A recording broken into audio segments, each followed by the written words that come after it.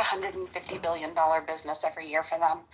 So that's not really going to do anything to fix the problem. And, I have some reservations about legalization simply because, I worry particularly about the youth in our country and normalizing the legalization of drug use. I don't think that's necessarily a great idea.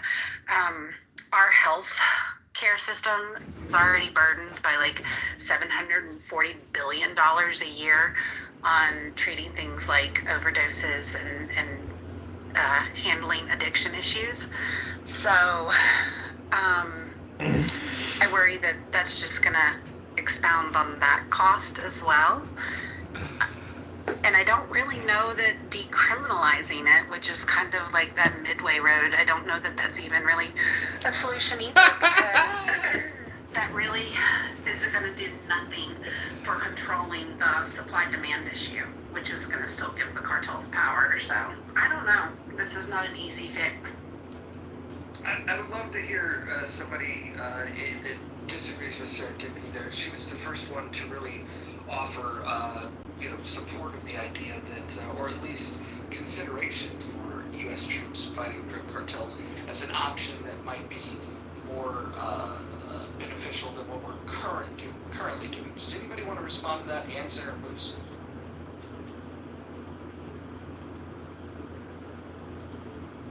I want to inject a different question based on what Serendipity said. If everybody in here agrees we should use the troops to fight the cartels, but she said that law enforcement is not doing a very good job in fighting. First of all, again, we got to be careful. Are we trying to stop the importation of drugs across our borders? Yes or no? Of course we are. Law enforcement is trying. But the other problem is, once the drugs are here, how do we enforce the current laws? Is the inability of law enforcement to do either of those a result of inept law enforcement, or is it a result of the laws that we expect them to enforce?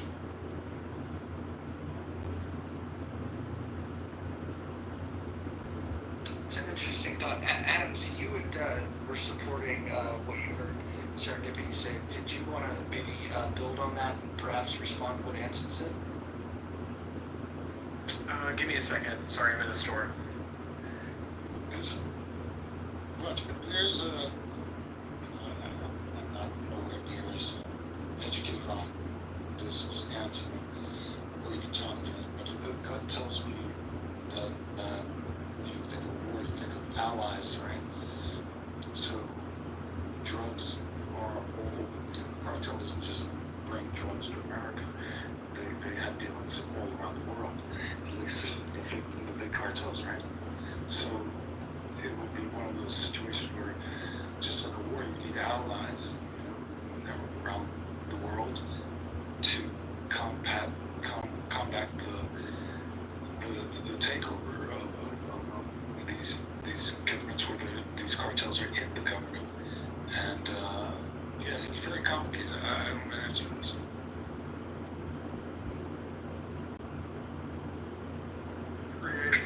Create NATO to impede international drug traffic is what you Yes, because you have to choose wisely because they have all the money, right? The corruption is people being bribed and paid off to go against this type of a mission like this. But again, I think it has to be a global thing. Yeah.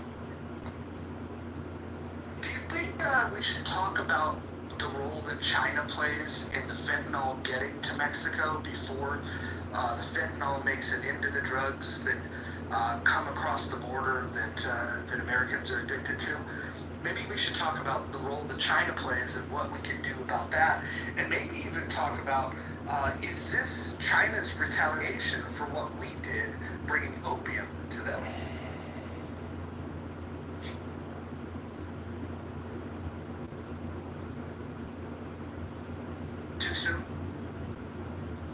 Well, when you see how people respond to the fentanyl, the zombie apocalypse in major U.S. cities where people are just lurched over, I smoke cannabis and I drink alcohol, beer and wine, and sometimes vodka. I don't think it's good for my health, but I still enjoy the way it makes me feel. But I'm not lurched over in a street. That drug is particularly destructive, and it does seem like that is an attack on our population. And if we have selfless kindness and love for our fellow citizens, we shouldn't allow them to even have access to it.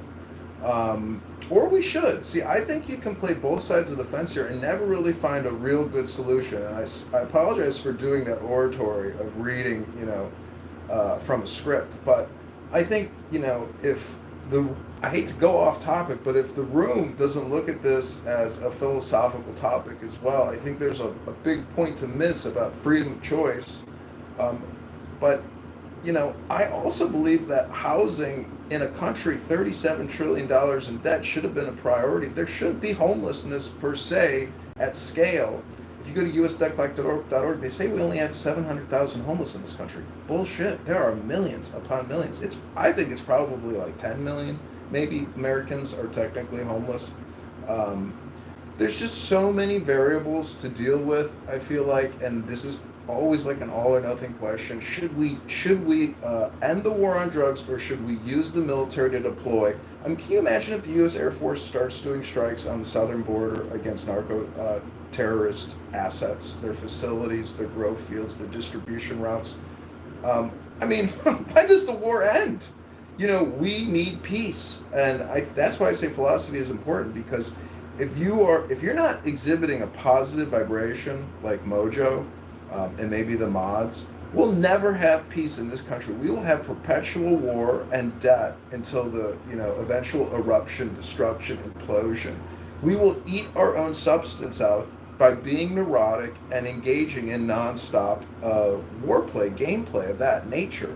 We need to focus on business, and good business doesn't involve airstrikes all around the world 24/7. Obama's hope and change was a lie. He enhanced the number of strikes globally, deployed Predator drones to every major, city that he was doing it in, launched. What I'm saying is, we need peace now. That's my opinion. I am complete. Yeah, all right. Roger, sorry. So, go right ahead. Jump on in. Yeah, so I'm actually at the tail end of my lunch break right now.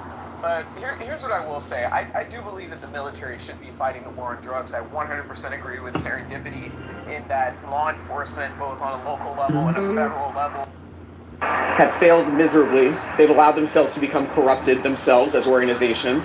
They've allowed to pass as they continue to protect their own without looking at the aims of protecting the American public. I do believe that more lethal force should be sanctioned at the border. When you do identify that there's certain people that are moving across certain cartels' trade lines, I believe that the military should take whatever form of actions, up and including to death, in preventing those people from coming over the border. And as far as the drug dealers are concerned, I'm tired of these shootouts, these standoffs. Send a grenade in there, blow the whole place up, send them back down to hell, and let it be done with. If you are accused and convicted of selling drugs to somebody's teenager that resulted in death, you should be given the death penalty. And I think that there should be given a certain fast track around our Constitution in putting you to death sooner. So until we actually adopt these type of attitudes of really taking this situation by control, of really holding people accountable in terms of what their contribution into this mess is and how it's affected society, and render the same level of consequences, I think that people would take a second thought before setting up at your school's neighborhood bus stop and selling drugs to 13-year-olds. I don't know. What do you guys think about that? Should we fight the war on drugs by increased severity of legal penalties, and should we take it as far as the use of lethal force by the military or by law enforcement, lethal force, increase the authority for lethal force in order to better deal with the war on drugs. I can tell you, I adamantly oppose that, but I sure would like to hear somebody supportive of, and I respectfully do that, Doctor. I oppose it, but I sure would like to hear somebody endorse it. So I'm going to endorse it from the standpoint of experience. I grew up in Orange County. Wait a minute. I asked for somebody else. I want to hear okay. somebody Yeah, else. sure. Okay. This is supposed to be a conversation, folks, not just a two-way debate. And Anson, sorry, I was stepped away. What was your question that you wanted an answer to? Should we better fight the war on drugs by dramatically enhancing legal penalties, including use of the death penalty, and using lethal force on the border and in our streets, increasing the use of lethal force in order to better fight the war on drugs? That's essentially what Doctor was advocating. I'm not going to go point by point to rebut that, but I sure would like to hear somebody, if they endorse or oppose what the doctor just proposed. Gotcha. Well, I'll say real quick before somebody else wants to go. Apparently, California, as of this year, Prop 36 addresses specifically that, where if they're able to, if prosecutors are able to pinpoint an OD, mostly around fentanyl, but I'm guessing it's around other drugs as well, to the dealer, they potentially could be charged for homicide, or at least involuntary manslaughter.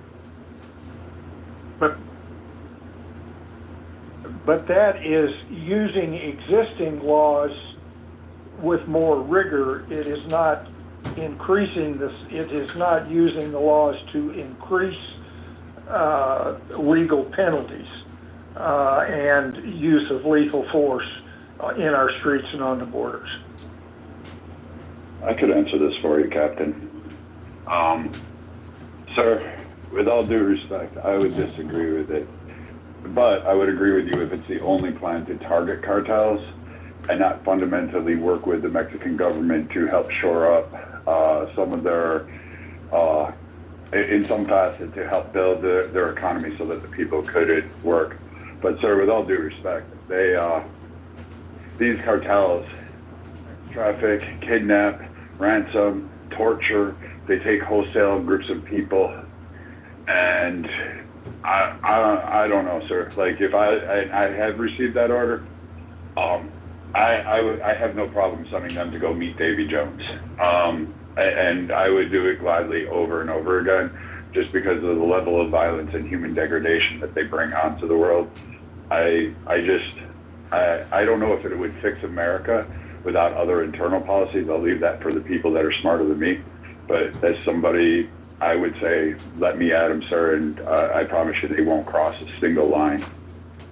Would you use that same, if you were ordered to go into the streets of America to do what you just suggested we do, as opposed to going across, or were you restricting your comments to moving across the border to engage with the cartels in their own territory in Mexico? I would never want someone like me deployed on the streets of America. Americans don't want me on the streets of America trying to go target people. I'd leave that up for the domestic forces. You would want us, and particularly you, guys like you, to target outside of that. That's our role. That's our area. Like, internally, that's up to the people here. You have to decide what kind of stances and policies you want domestically. But should we bring in people that are, should we allow these people to prey upon our citizens, rape them, kill them, murder them, torture them, and put them in? It kind of irks me on that. I say let us go and draw the line at our borders and let the domestic policies take out. Yeah, so I want to jump into this real quick. So we have models that look much different than the U.S. model. If you look at, for example, Portugal, where they legalized drugs, but they also destigmatized it and opened up a lot of rehab facilities to make sure that they could help people that suffer from addiction. This was the Portugal approach, which was very libertarian in their desire to allow people to do what they want to do, but offer them the help that they might need. If you compare that to a zero tolerance policy, such as Singapore, where they have harsh penalties, small amounts of drugs will result in many years in prison and even being caned. They also have random drug testing for the individuals, as well as compulsory rehabilitation. If you are caught utilizing drugs for the first time, they will put you in rehab and even offer long-term supervision after you're released. They also have strict border and customs enforcement to prevent it coming in at the border. Something that we don't care what comes in this border. And I won't get too political, but it seems like we turn a blind eye to everything that is at our border, whether it's drugs, whether it's people, it doesn't seem to matter. And so I guess I would just throw this out there that when looking at these approaches, Singapore's got the zero tolerance. They didn't have to go and send their troops into other countries. They were just able to take very drastic measures within their borders, which has resulted in probably the lowest drug use that you'll see of any country on planet Earth.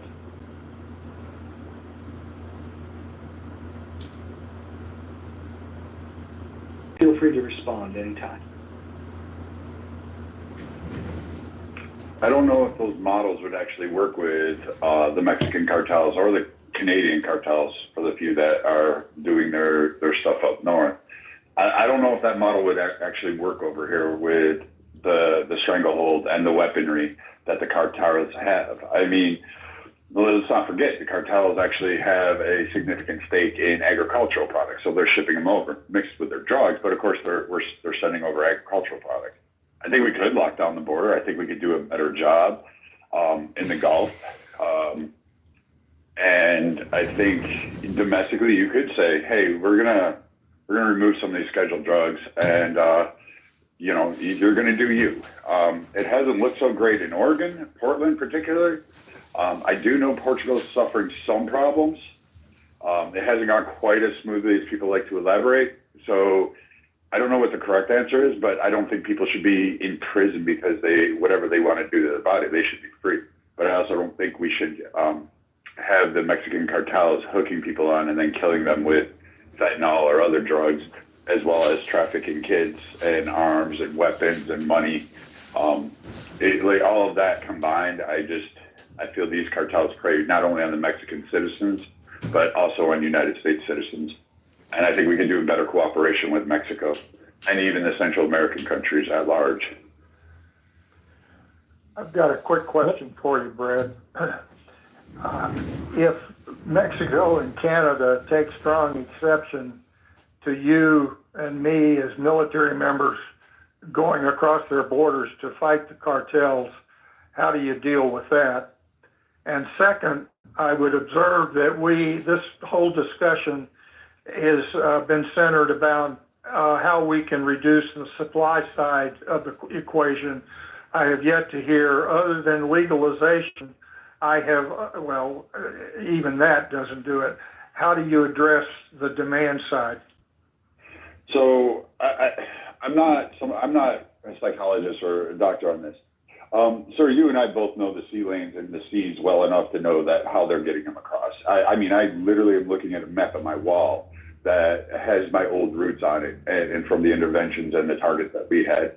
I mean, we know what they're doing. We know how they're doing it. We know what types of crafts they're using. It's not hard to just go ahead and do it. And if the countries don't want us there, we can do simply what we did to North Korea. We can just contain them in Korea. We can lock down the land barrier that's ours, and they can just make all the cocaine they want to. It's just not going to be sold anymore. And we can definitely achieve that. I mean, some of it will get smuggled, but we could achieve it. As far as domestically getting people off drugs, I don't know. America's weird. It's not like other nations. We're never happy with just what we have. It has to be bigger, better, faster, stronger, or more potent. I mean, we went from peace, love, dope, and marijuana in the 60s to now, like, I mean, the 80s was like full blown coke, and now we're talking about fentanyl. And it seems every 10 years, 20 years, it seems like something bigger, better has to come along for Americans. We're just never happy with just a simple joint. Even marijuana is not marijuana from the 60s. Today, that shit is, good luck with that. You're not going to find that. I've never heard people talk about THC levels and how excited they are to walk around like a zombie just from inhaling or taking in THC. So, I mean, I don't know. How to treat the domestic side, I really don't know. Maybe make it legal, but making beer legal didn't cure alcoholism. So I don't think making drugs is going to solve that problem.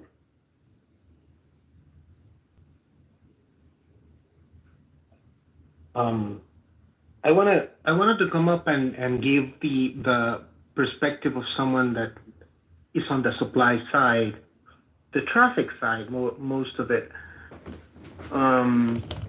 because we don't produce, but I am in Guatemala, so we don't produce the drug, but we are the number one gateway of it towards the United States.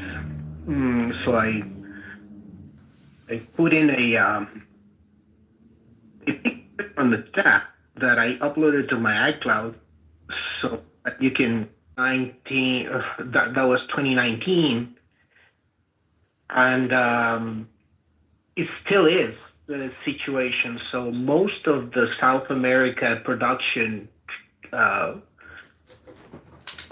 the drugs come through Guatemala, and yeah, that was one piece of data that you probably wanted to know. Show their true identity, especially women, online. But it's the difference between Gary Scott and Allen and Dismal.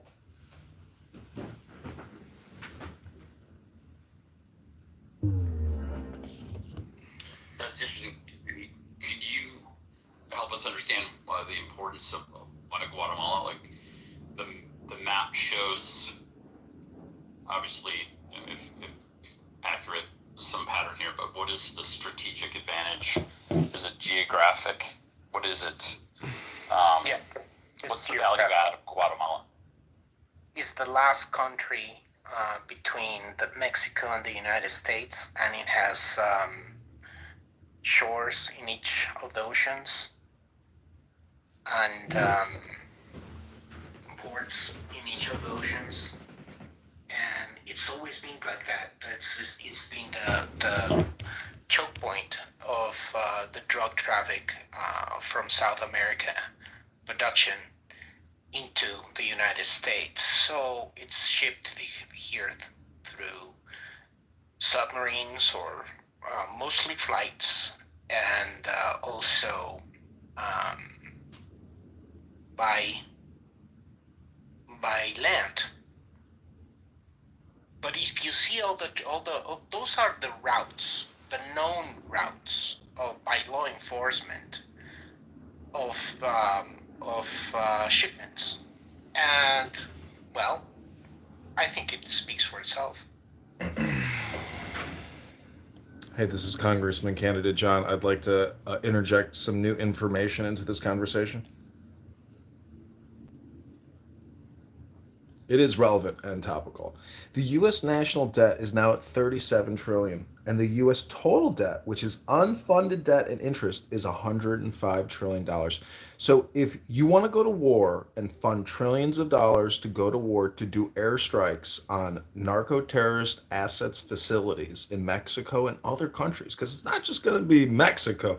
They've got targeting destinations all around the Caribbean, I'm sure. And now that they put a $50 million bounty out on the head of Venezuela, there's a lot of assets that can be targeted by our beautiful and multi-trillion-dollar Air Force.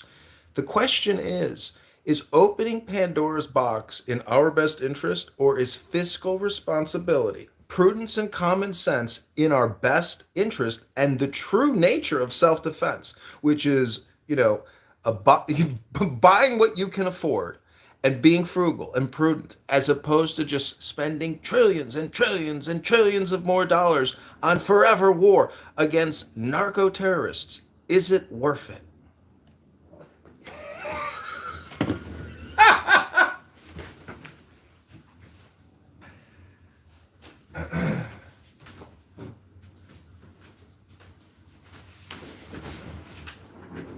Oh, I forgot to say I am complete.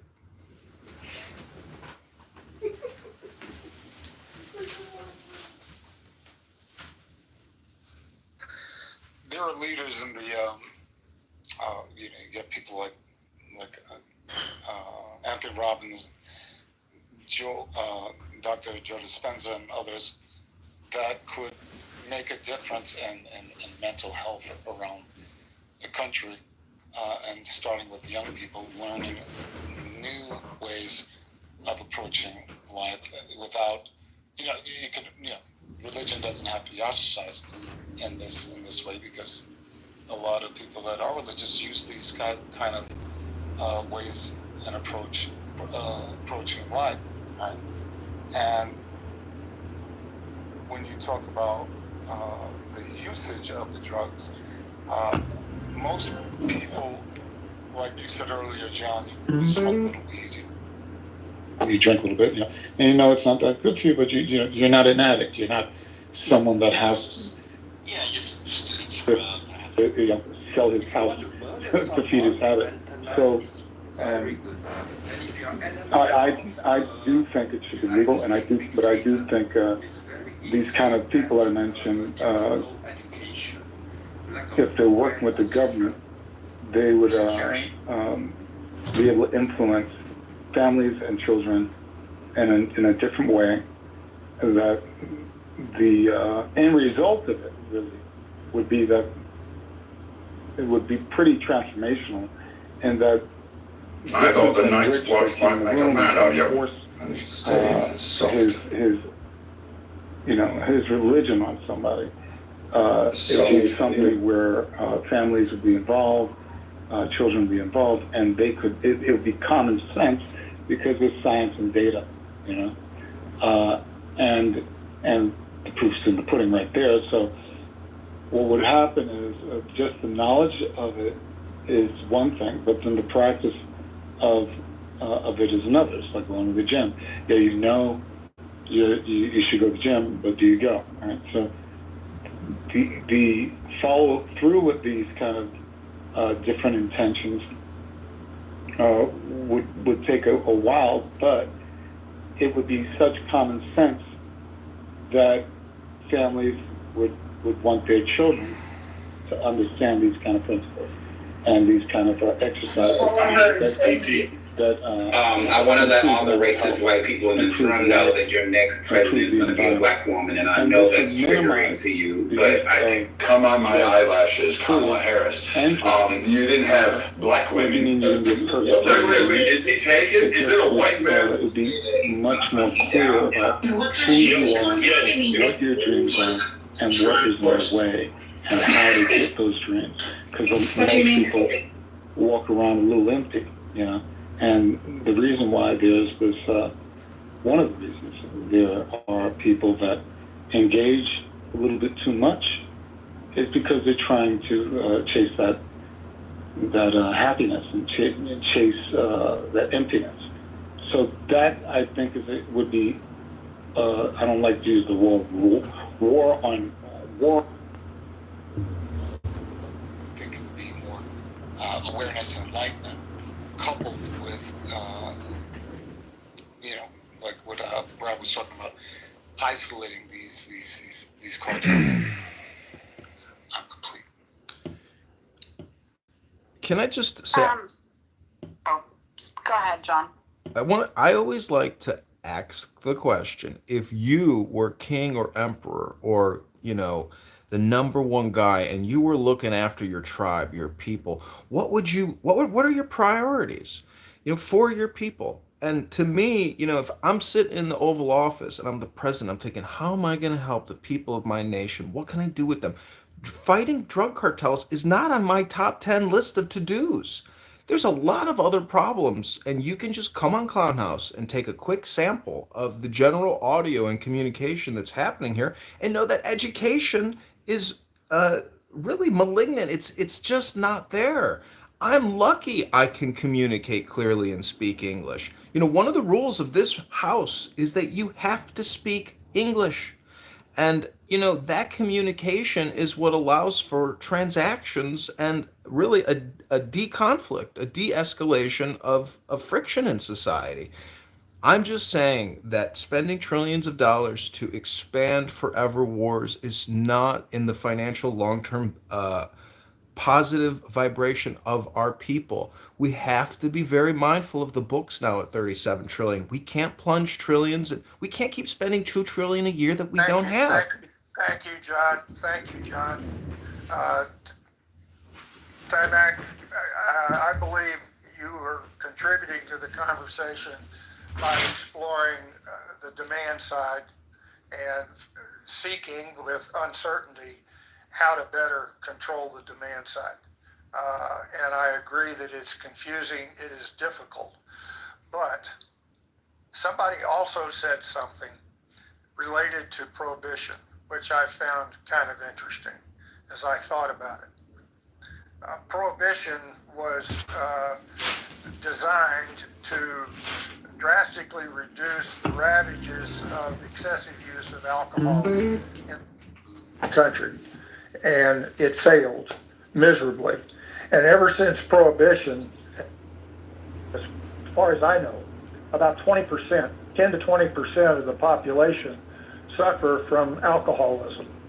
And the country has pretty much accepted that. If we illegalize drugs, I wonder do we find that maybe 5, 10, 15% of the country, many of them that are already suffering from alcoholism, do we accept that ravaging of the nation and comply with John's admonition to spend our money better somewhere else? The great republic of I wish I could get on board with the legalization, but I just, as a mom, my mind keeps going back to the kids. And the thing of it is, we already have an epidemic of over-medicating our kids with legal medication. What are the ramifications of opening up this whole new world to them where you're suddenly combining, parents don't teach their kids to cope anymore. They give them a pill for it. And then you combine that with the use of legalized illicit drugs. What are we looking at doing to our future generations? Like this, that's the part I can't get around, making that access easier. What if I offered you an alternative here where, first of all, we have zero tolerance of narcotics at the border. I think that should be a start. And the legalization piece, I think, hear me out, could be worked into the private sector where we make sure that the drugs are fentanyl free. But then what if instead of, to alleviate your concern that you don't want your kids doing it, what if we sectioned off a portion of the United States? Let's just, for the sake of argument, we'll call it Barstow, California. If we were to just deem that a drug zone, and then say that it's basically Singapore-style drug regulations outside of that zone, and then Portugal-style, smoke them if you got them, if you're within the confines of Barstow, and we only allow adults into Barstow, and so kids would not have access to it. It's people that would opt, if you want to be a drug addict, if that's your choice, we will move you. You have two options. We can either get you rehab or we send you to Barstow. What do you think of that plan? How about an island out in the Pacific? I think that's pretty much the same thing, because Barstow's an island between LA and Los Angeles. The desert oasis, if you will. Congress shall assemble at least once in every year. Adams, do you like that idea? That we legalize it in Barstow? Adams is busy. Sophie does not like that idea. So Adam seems to be more in line with the policies of like Singapore, like the zero tolerance thing. I think it was good though. And Moose, I'd love to hear your thoughts on this. We have people that are across the political spectrum, maybe not equal representation, but it sounds like there's a couple of people that want to open up the possibility of using U.S. troops, but across the political spectrum, we're getting a larger agreement that using troops is the wrong thing. Do you think that's interesting that we're finding consensus across the political spectrum, Moose? Yeah, I guess I was surprised that there wouldn't be more folks that were pro-military intervention in the Nixon's infamous war on drugs. I also find it interesting though too. Actually, I'm glad that Serendipity brought up that point about legalized drugs and how schools and psychiatrists and parents are just quick to give the pill. Or really addressing the issue with the child or adults. No one's really mentioned the opioid crisis that the country went through. And all the legalized drugs that doctors were writing scripts for left and right. And where was the accountability? What was it? The Purdue farmer, the Sackler family. They paid a couple of billion. All that money prescribing opiates. Yeah, and I think that it was a slap in the wrist. A couple of billion for them is like a cup of coffee for most people in this room. So it's like. So essentially now, doctors, I've gone to the extreme where essentially, pardon my hyperbole, but if you don't walk into the ER with a gunshot wound, good luck trying to get a painkiller. Because now they're overcorrecting because of the opioid crisis. It's like, you're not going to, I'm not going to be the doctor that, going to be responsible for hooking them one. And so that's sad because now there are plenty of people that do live with chronic pain, have legitimate issues that are not drug addicts, that it's quality of life. And so what do we do as society is overcorrect to the point of where those folks who really need it have a much bigger, it's just far more difficult for them to get it, versus when they were giving it out like M&Ms and popcorn. But for some reason, there wasn't really a lot of critique or scrutiny around the folks who were abusing the opioid crisis because it was legal. It wasn't, apparently coming over the borders. So again, hospitals use fentanyl on the regular. Obviously, they're not using it to the doses that those zombies use it in these cities that are using it, of course. You hear about fentanyl appearing in marijuana. So it's, if you're going to address the war on drugs, where is there's been some talk about rehab. I think Mojo, you were talking about, I think was in Portugal, went with the libertarian approach of, more mercy. The drugs aren't the problem, the addiction is the problem. Well, I think that is usually one of the main divides between the left and the right versus no, you're using an illegal drug. Typically the agenda point on the right and the left is like, no, they just need help. They just have an addiction, and there has to be something in the middle that says... Moose, have you been to an open-air drug market in a major U.S. city and seen what it looks like? Could you just let him finish, please? Anyway, that's really about it. But I found it hard to ignore that the opioid crisis we just sort of glazed over that, and many Americans, young and old, lost their lives to addiction, or their homes, families. But again, they were legal, so it wasn't really that big of a problem. Well, no, until they couldn't get the pills anymore, and then they started having to go for the regular street drugs. You know, you take, for example, oxy would often parlay into heroin because you couldn't get the actual pills anymore, and so folks would resort to black market stuff,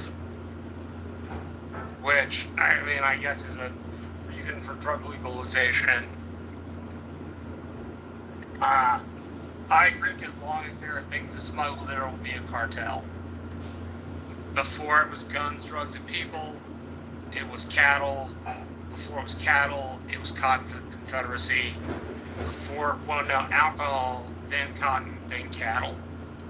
Point being, as long as there's been a border, there's been smuggling.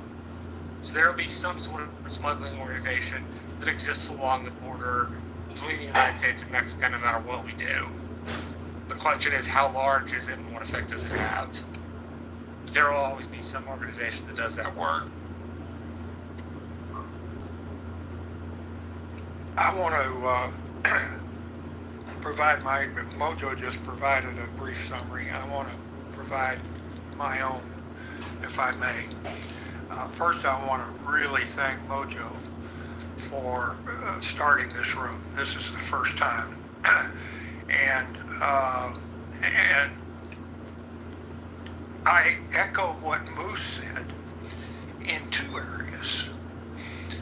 That we have reached a substantial agreement across political lines. 85% think we should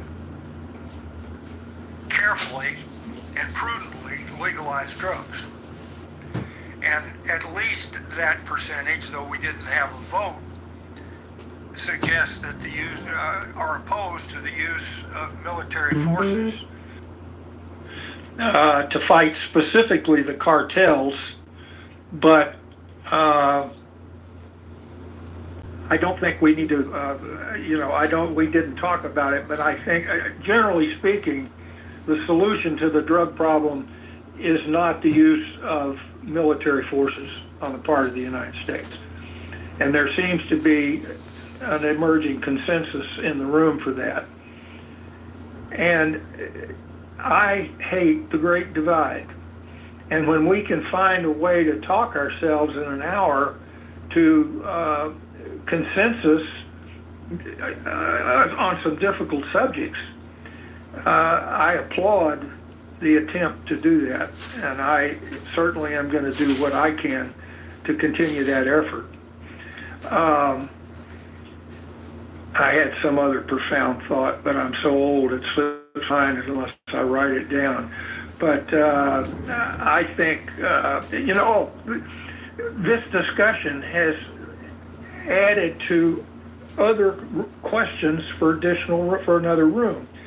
Specifically, if we want to talk about drugs again, which we may or may not do. But we could now break it down based upon what I've heard in this room and have a room to say, how can we better improve the supply side, i.e. the prevention of the introduction of drugs into American society? What are the solutions to doing whatever we have to do on the supply side? And then have another room on the same topic of how can we better address the demand side.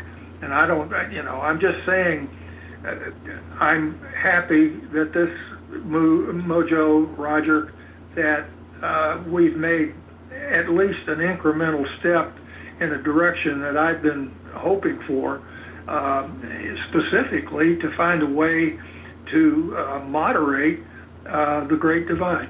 And I appreciate your efforts in doing it, and I'll continue to support it. No, I appreciate it. I appreciate you, Anson. I think this has been a good room, and we'll keep it going for another 30 minutes, and then I've got to do some things. So I want to make sure that anyone that wants to contribute gets an opportunity to do that now. Anyone that hasn't had a chance to speak, or if you've spoken before and you want to add some thoughts, please jump in. I would like to add that I think you're at the brink of understanding the whole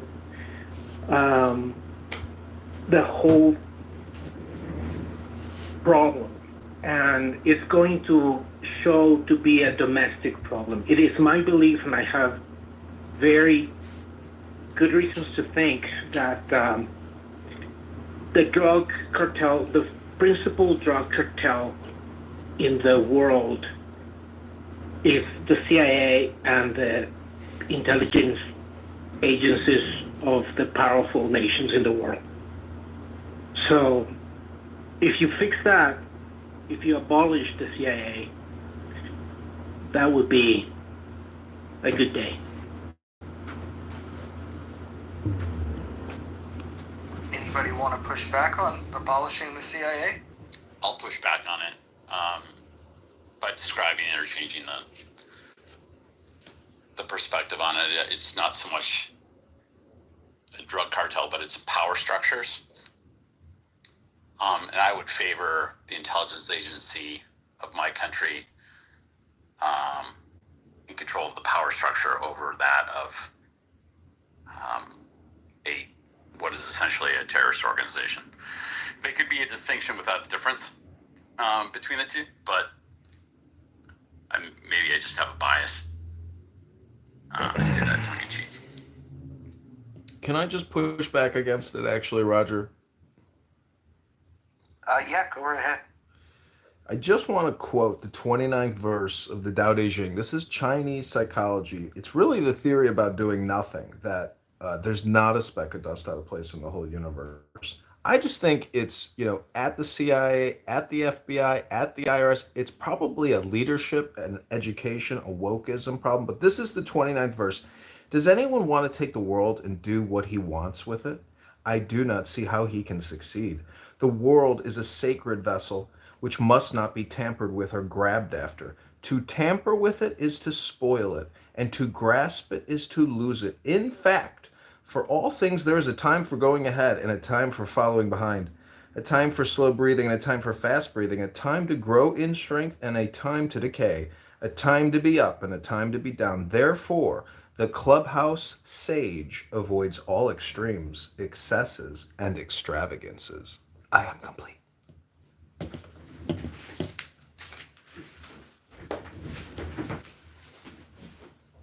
You know what I appreciated about this room most is in the beginning with Anson clarifying that we need to agree that there is a problem. If we agree there is a problem, then we can start to define better what the problem is specifically, and then we can get into solutions.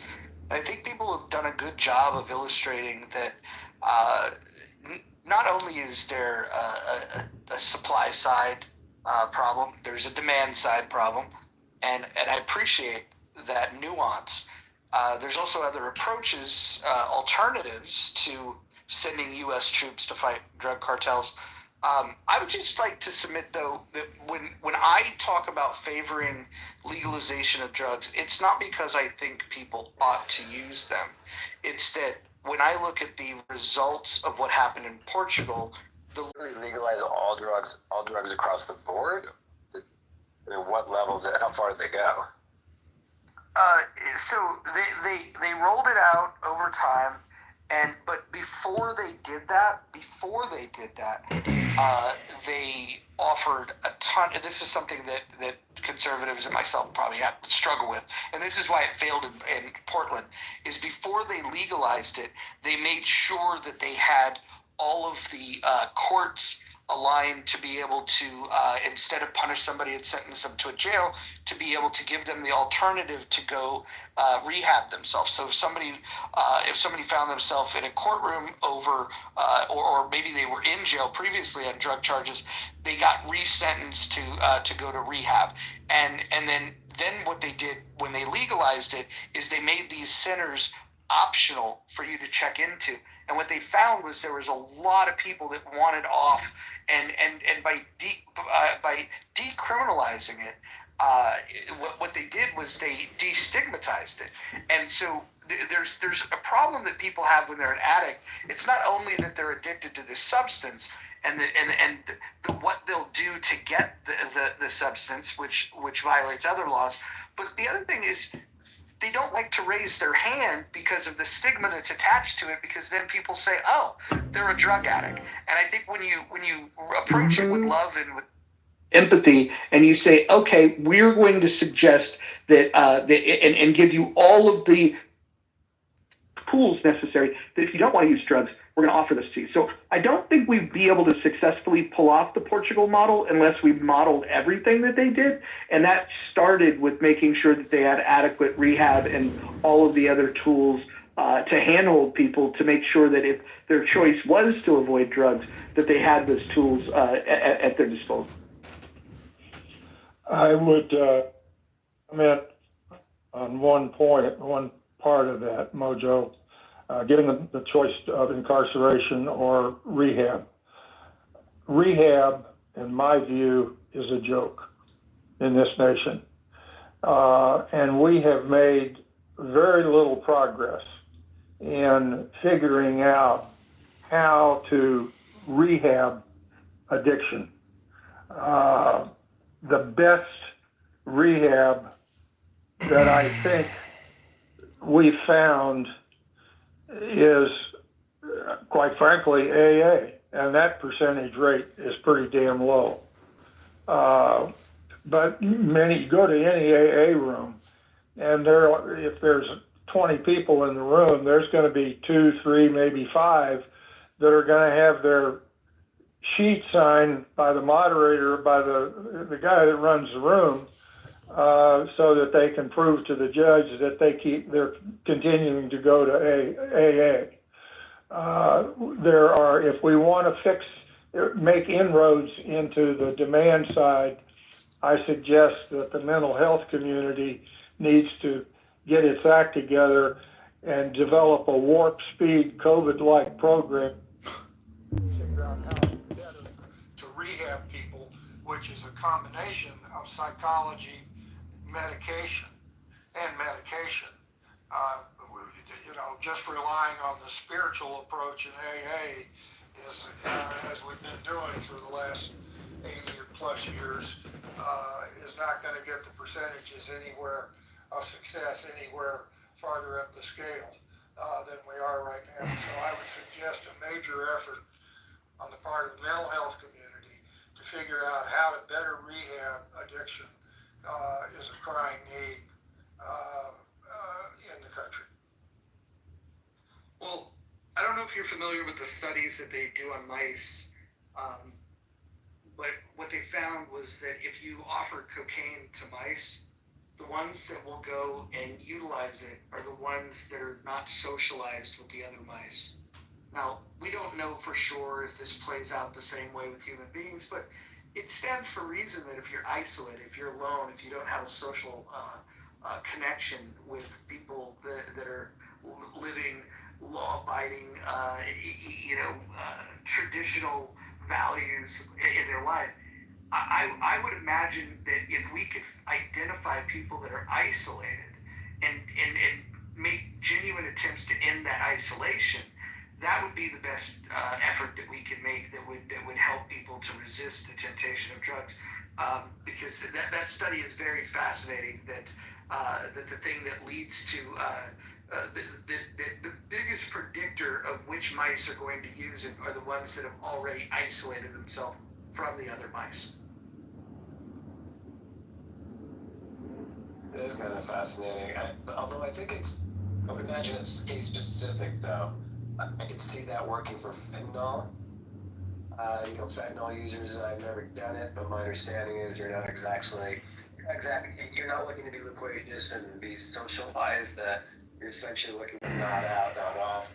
But the other drugs that were very conducive to partying in the rave scene and Molly and Cook in the 80s, the stockbrokers doing Coke at lunch and Molly to go to raves and ecstasy and all that. I think it would be case specific. Similarly, I think marijuana is unique in that way because I think there's a lot of stoners that are very antisocial, and they just zone out at home doing their thing, playing video games, whatever it is. But some people read books. I'm just saying that people use drugs for performance enhancement, experience enhancement, and uh, Big Pharma pumped trillions of dollars worth of experimental mRNA vaccines into our bodies. And, I think that a room that has an all or nothing title is generally clickbait. And I'm just saying that if you were to do a full assessment and expand your scope, you would see that this small little room title, which deals with a very specific, operation, I mean, because it could be global, it doesn't just have to be Mexico. Couldn't it be, the heroin distributors from Afghanistan or Italy? Like, where does the war end on fighting international narcotic smugglers and terrorists?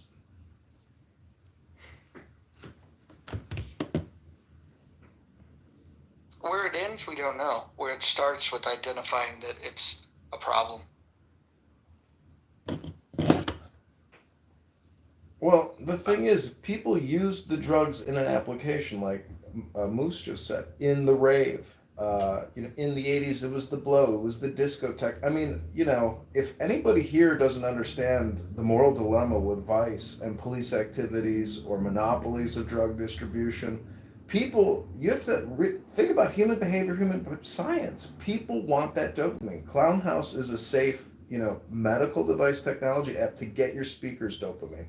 But people that go out on a Friday and Saturday night, a lot of those people use even more chemicals to enhance their experience. I think it's a waste of the chemical. I'm just saying I like the book club. But you're also not considering, and maybe you have, it's not just, as you know, John, the ravers and the partiers. We have a number of drug users who turn to drugs to cope due to trauma, depression, insecurities, but primarily due to trauma. So as long as you have people who need drugs to cope, to mask their pain from trauma, childhood abuse, et cetera, it's going to be very hard to crack down on this war of drugs. It's, part of the war. People who need the drug, people who don't want mental health help, who don't want rehab, who go through rehab and fail because they're in a lot of pain. And No, I get it. drugs is their only recourse. It's a short-term solution to a long-term problem. What I'm saying is if you're going to use a drug, you might as well enhance your long-term outcome by using the drug responsibly. And in my opinion, a lot of people who use Adderall, many people use it, in college to study. That may not be that bad of an application of that drug to actually increase your intelligence. However, there's downsides to using Adderall. So it eats you away. It's methamphetamine. So there's an upside and a downside. It's a question is what's your ROI on using that chemical in your body? Are you wasting it picking your toes in Poughkeepsie and playing, Clown House or PlayStation or reading comic books? I don't know. That's a personal liberty question. You have to ask yourself, what am I doing right now? You just said something that is brilliant. And I want to encompass it, and that is the real issue with addiction is the use of drugs to cope. The first step in the 12 steps is I became powerless over alcohol, and I was powerless over alcohol, and my life became unmanageable. I disagree, and I've got about 30 years of experience with this. I disagree with that, but I'm not going to rewrite the big book. My life became unmanageable, and then I became powerless over alcohol. If you address the unmanageability of an addict or a normal person's life, then you make tremendous strides in reducing the excessive use of drugs and alcohol. And I think you hit the nail on the head, NY, and I really appreciate that input. Thank you, sir. I've dealt with it in my family. I've had family members who were addicts. And one particular family member who was very, very close to me, I spent a year helping them kick the habit. And they have been clean and sober for about 3 years now. I dare say it's one of my greatest accomplishments in life. because I didn't think it was possible. And so I get it. And I know this person turned to drugs and alcohol to cope with a lot of grief, and trauma. And sometimes the mental health is not enough. The threat of death is not enough, to get them to get clean and sober. Incarceration is not enough. Sometimes tough love and patience win. So I just wanted to add that because John was mentioning in the party element, and I didn't know if the mental health element had been discussed yet. Yeah, as someone that had a drinking problem, I realized that undergirding that was a thinking problem. There were choices that I was making that led to me not being where I wanted to be at that time in my life, and by turning to alcohol, I didn't need to think about those things. I didn't need to think about, maybe, not achieving the level of income or success at that point in time in my life. That all came later. But the alcohol, some of it was fun. Some of it was like, hey, let's just go out and have a good time. But the reality was, I was avoiding dealing with other issues that were. I was more comfortable with spending my like a ridiculous amount of money on alcohol, and spending all of my evenings overindulging, and then spending the next day recovering, because that was less of a problem to me than dealing with the fact of the real issues in life. Like, why did I underachieve here? Why did I fail there? Why am I not as competitive in the workplace? And then once I gave it some thought, the very thing that caused me to stop drinking alcohol was the thing that caused me to open up all kinds of avenues in my life, improving relationships with friends and family, financial success, all of those things. And so it's a thinking problem. And so I would say that where you find addiction, you've got something that precedes that led to the addiction, that made the addiction tolerable. And by the way, nobody starts out saying, hey, I want to be an alcoholic. You start out with like, I've had a bad day, I'm going to have some drinks. And then all of a sudden you have a pretty good evening. Now your next day is going to suck, but that just leads to more drinking because we've figured out a way to solve that problem.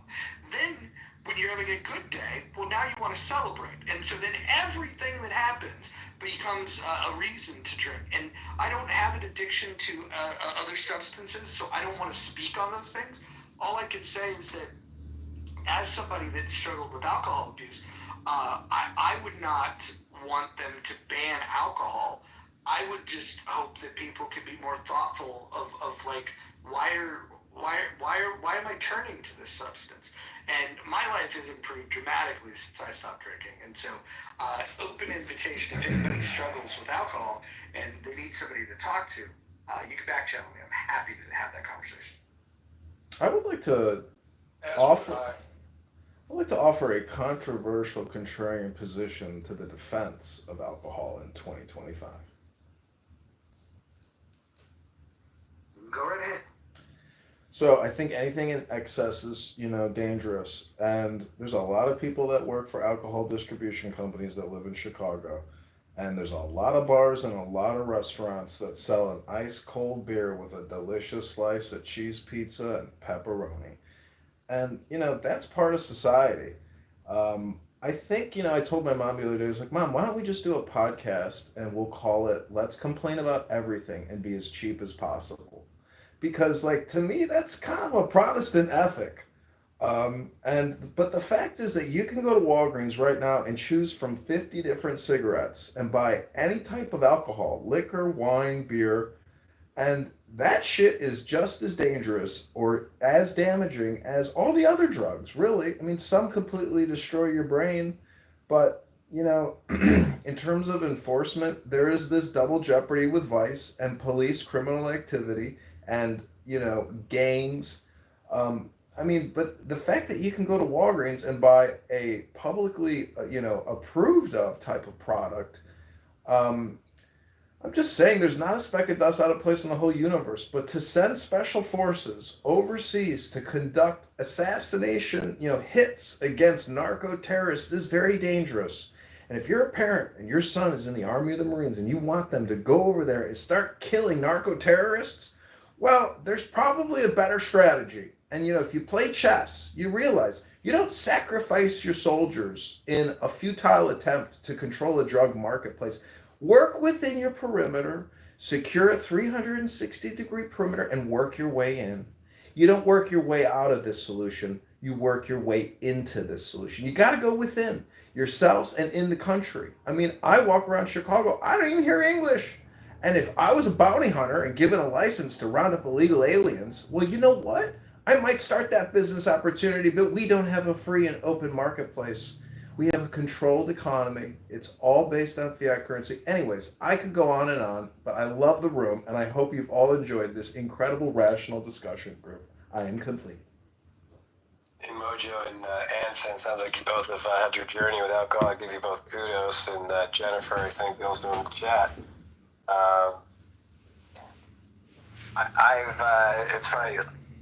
I think part of the problem with addiction, particularly with alcohol, is because it is socially acceptable, right? If you're single, you go on a date, yeah, sure, you can meet up for a cup of coffee, but on the average, I think it's safe to say most people will go and meet up for a drink, for the icebreaker. You're going to go to after work happy hour with coworkers. So it's easy, it's easy to not recognize that maybe you're doing too many happy hours. Maybe those happy hours have gone from coworkers to happy hour by yourself at home. And it's interesting because I've heard some stories. I've got a regular Friday night poker game, very low stakes, like $20, with everybody but me. They're all AA. I'm what they call their token normie. I'm able to open up a bottle of wine, have one glass, and that's it. Maybe not drink for a week, a month, 6 months, whatever. The spirit moves me. But yes, some of their stories and some of their rock bottom stories, many of them realize that they're lucky to be alive. I think most of it was alcohol abuse, but there's definitely those who dabbled in the old school heroin and junkies, and literally when they're robbing people to get their fix, right? So I always have high respect for those that were like, you know what, whatever the addiction may be, this is not working, right? And then Mojo, you outlined things that weren't working for you. And I think that is, what did Shakespeare say above all else? Know thyself. So it's, obviously fentanyl is a problem, but I do think there is an underestimation of the problem with alcoholism in this country because it is socially acceptable.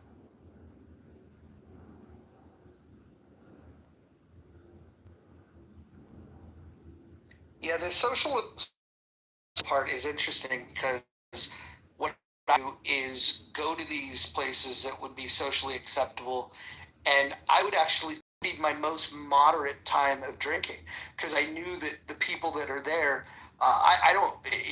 even now I wouldn't preach temperance to anyone. If you like to drink, go ahead and drink. My issue wasn't with the alcohol; it was the inability to stop drinking, and that was because I had other things going on, and so it wasn't about having a drink socially. It was about it was about escaping, and so when I would go to happy hours and had to be professional, I would have a different type of drink. I would drink something that I don't fully enjoy, so I know I could sip on it, so I could be socially acceptable. And then as soon as the people that might frown upon more heavy drinking are gone, that's when you would dial it up. So the happy hour was just kind of a pre-fade for me, typically.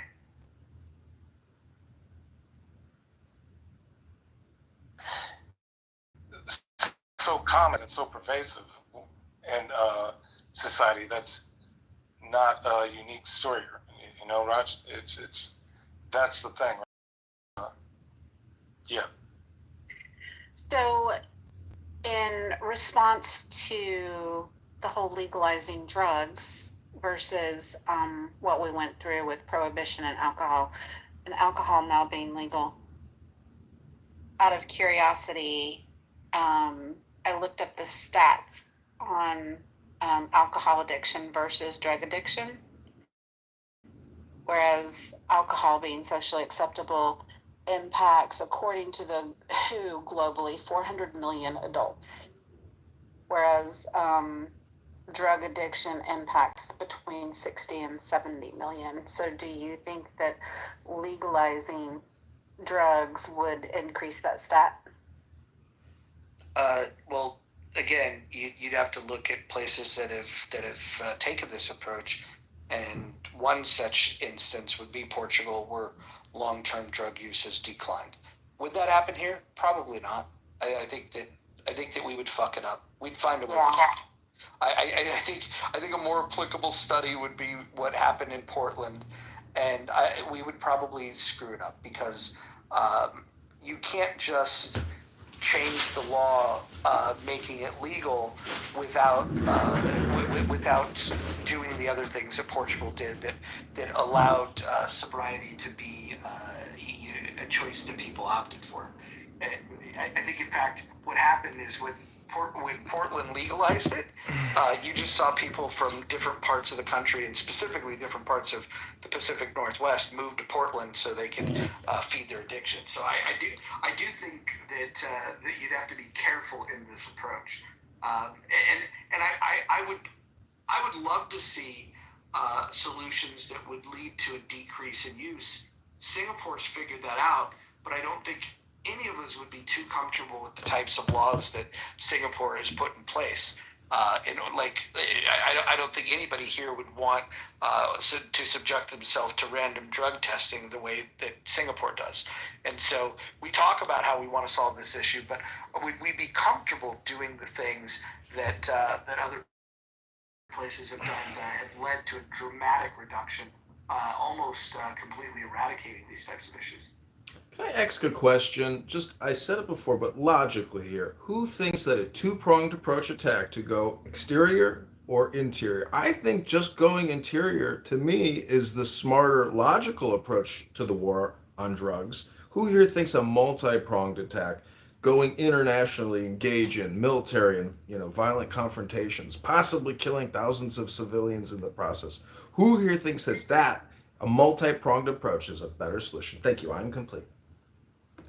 I don't prefer a multi-pronged approach, but I'll go the other side and say external. So I think if you're in Washington and you're looking down the barrel and you're sticking your tax dollars in a cartridge and you're looking at targets, can I kill maybe 500 people who are involved in a terrorist industry? Just drugs being one of the products. Or can I get between the civilians within my country and the 6 feet around them and change their lives with the tax dollars? Which one can I provide more influence to? Can I get between my neighbor and their coping mechanism? Or can I interrupt temporarily, fully understand that, temporarily some of the trafficking operations, whether they be drugs or people or other things that are harmful and are a threat to our democracy? But do we live in a democracy, or is it a representative republic? And is it a Republican form of government? The latter. But doesn't the Constitution say we should have a Republican form of government? What does that mean in the Constitution? Here's the thing, though. I don't think that America will ever win this war on drugs, the so-called war on drugs, because there's always going to be a demand for supply. Even if you killed every cartel leader known currently, I believe there are new cartel leaders being, shape-shifted and molded and ready for tomorrow. right? I think drugs is too profitable. For our government, for certain government, certain politicians. I think there's a lot of money to be made. There's a lot of corruption. A lot of drug money fuels corruption, and I'm not sure that our government is ready to kind of in that money flow, right? I think as long as we have people who want to engage in drugs, whether it be for medicinal reasons or to party, there's always going to be a demand for the supply, and I don't see how we can effectively cut these multiple chains of supply, unless, of course, we enforce very strict drug laws here and start executing people for minor offenses like snorting a line, rolling a joint. War on drugs. Maybe we should look at the battlefield and recognize and wave the white flag and say we lost the war on drugs. I would argue that the drugs won. I agree.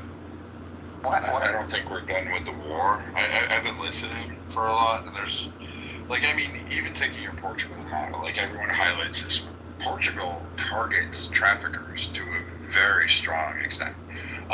They limit the amount of supply. They went from a 5 to 10 day supply.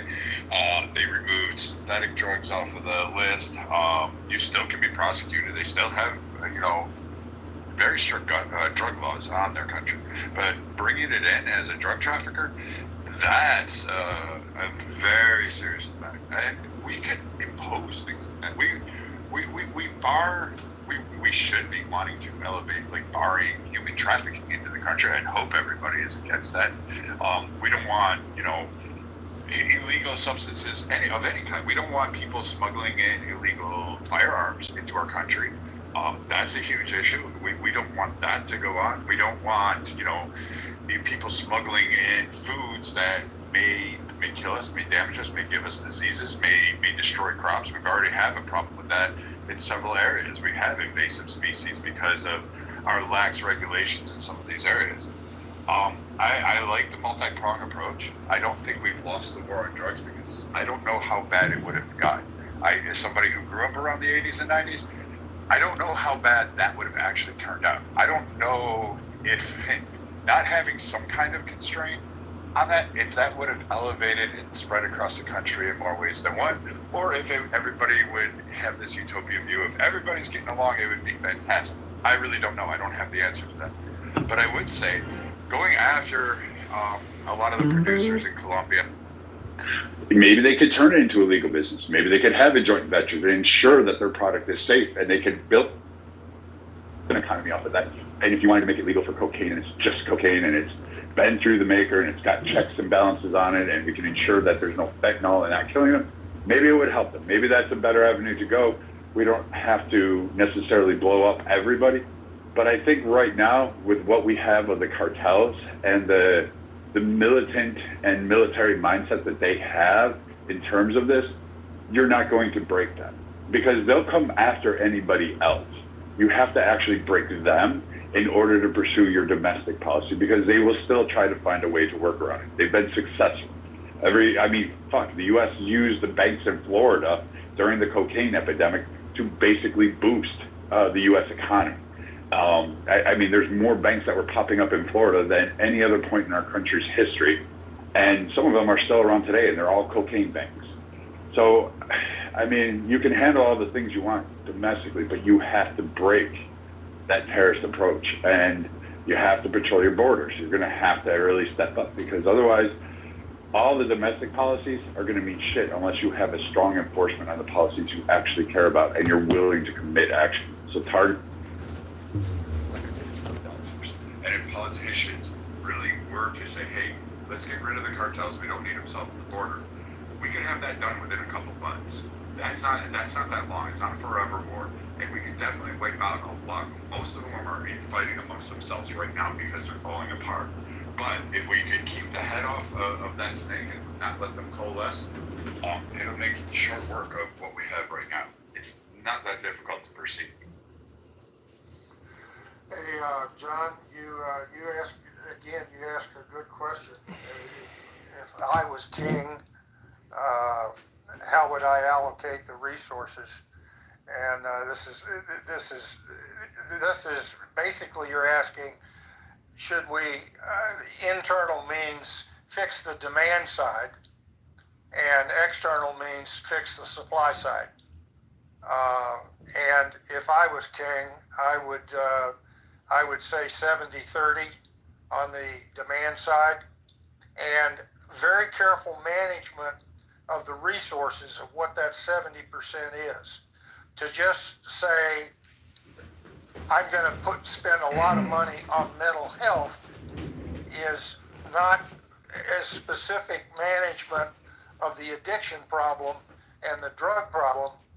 I would say that a substantial part of that 70% must be carefully targeted within the mental health allocation of resources to specifically address addiction related to alcohol and drugs, and how best to prevent it in the first place through good mental health practices like helping with depression and so forth, and then not squandering all those resources, scarce resources, for other areas of mental health that should, I'm not saying ignore them, but I'm saying the money that we devote to mental health should be specifically addressed to the amount of money dealing with addiction to drugs and alcohol.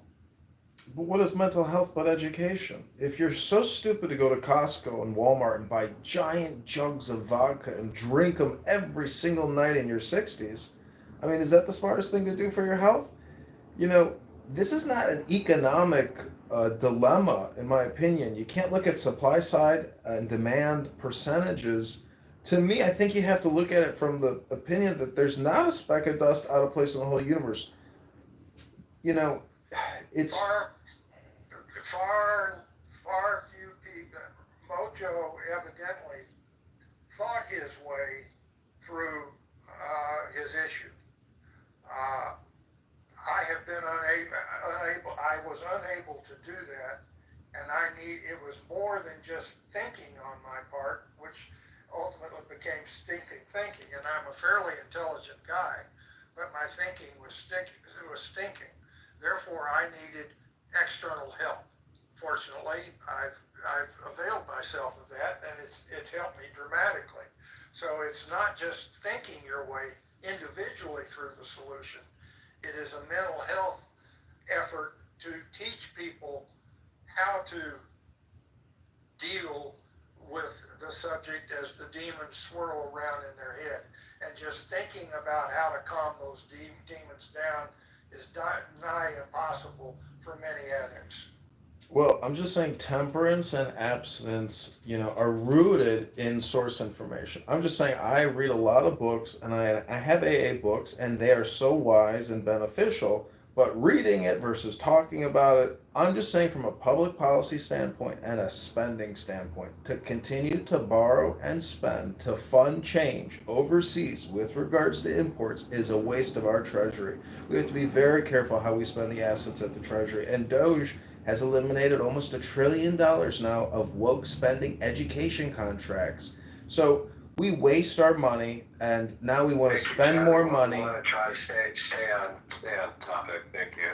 I'm just saying to fight international drug cartels costs money, and the only way to get that money is to borrow it, and then you spend it. So unless you're all prepared to rubber stamp and sign your name on a piece of paper that says, I want to borrow $1.5 trillion to continue to fund the war on international narco-terrorists using our military and CIA with no supervision or transparency, and just write a blank check, there you go, spend it.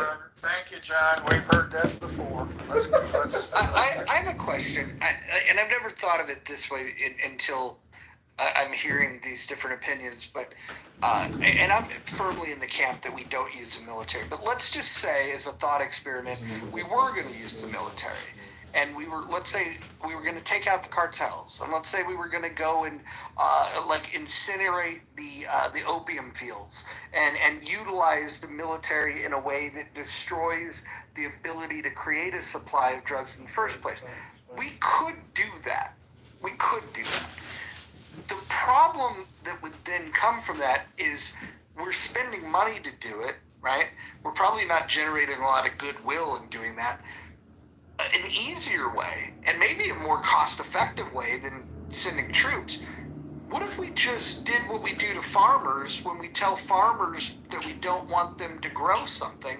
We give them a subsidy. And again, I'm not saying that this is an idea, but as a thought experiment, as an alternative to the federal government using troops to go kill these people, what if we just told the cartels, hey, how much money are you making off this stuff? Okay, what if we just paid you to not sell it? And then and then incentivize them, create an incentive structure for them to not sell drugs. So borrow and spend to encourage them to obey our laws? So blackmail them. So, like, we tried this in the early 80s, or late 80s, early 90s. We tried doing some of this stuff, what you're suggesting in Central America. Bribe them. The problem with our, I'm just highlighting one of the significant problems, is that the CIA and our United States government decided to become a player in amongst the drug trade. So we were, running guns and drugs and cash all around freaking Central America and flying them back and forth. If the U.S. government was to say, hey, I'm going to take a policy, we do not need these criminal cartels here. The Mexican people don't. I'm going to get with the Mexican government and I'm going to say, hey, we can help you. These are going to be issues. We're going to do it with you or without you. With you, what we can do is, I'm not going to destroy your land. I just want the cartels eliminated. I want the power structures and the power vacuums gone. We're going to seize those funds, because primarily they come from the U.S. We'll make sure that we have agreements with you, and then we can open up trade relations. I'll subsidize you as long as you promise to proactively ensure that we don't have the rise of cartels here. Help stabilize that country. Do some investments. You're going to have to go ahead and do it. Instead of those subsidies going to the coca fields, which would be massive anyway, why not just sit there and say, hey, Mexico, let's start investing. Let's open up trades. Let's do this fair trade practice, and let's get this thing going and kicking off down the road. Now, all of a sudden, you have more benefits out of this than you would long term. The problem comes is when you allow the CIA to say, hey, we've got $1 billion in cash here that's literally being eaten by rats and it's floating in a barge. What do we do with this? And you park it offshore in a Cayman Island account. Now, you've got major problems there. So, if we were just to target that, say, hey, we're going to seize it and we're not going to get that money, and we're not going to fund you weapons. I won't conduct revolutions on there. I'm not going to give you other assets. We are just targeting the cartel leadership. The cartels will break, they'll run, and then the people can decide. I don't think a lot of people know what living with a cartel is like. But if you ever want to, there's a couple of documentaries on it. There's some great journalistic on there, particularly by National Geographic. They can tell you. And it's not fun for these people. So it should be a human rights campaign for all those screaming about human rights. This would be one of them. I'm surprised that you don't have people protesting, sitting in the street, like, save these villages, towns, because they literally live under the oppression of the cartels. And their children are threatened, their women are raped. Like, that stuff goes on for them. So I'm just confused as to why we want to spare the cartels. There's a great documentary series, actually, Brad, Dirty Money. One of the episodes is exactly to your point you're talking about earlier with the banks and laundering. It's actually called Cartel Bank, HSBC, and how they have been laundering money for the Mexican cartel for decades. And essentially, were never held accountable. Couldn't follow the money, just politicians bailed them out.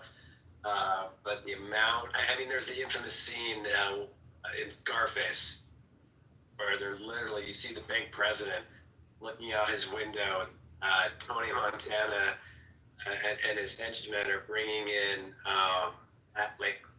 duffel bags, like a convoy of duffel bags stuffed with cash to be laundered.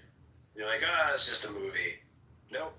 That's real. Well, Brad, what are you suggesting? That the U.S. military be the Knights of the Round Table and liberate these people from these oppressive drug lords that control them and manipulate and abuse them? Is that really our responsibility? I'm asking a question. When our own American citizens are threatened by an enemy here, I am not the one to sit back and say, let's just pull the curtains and double lock the front door and just hope it goes away. I'm more of the type of I see the problem. It's been an ongoing problem. Why don't I just go out and kill the wolf? And then I don't have to run and hide from the wolf.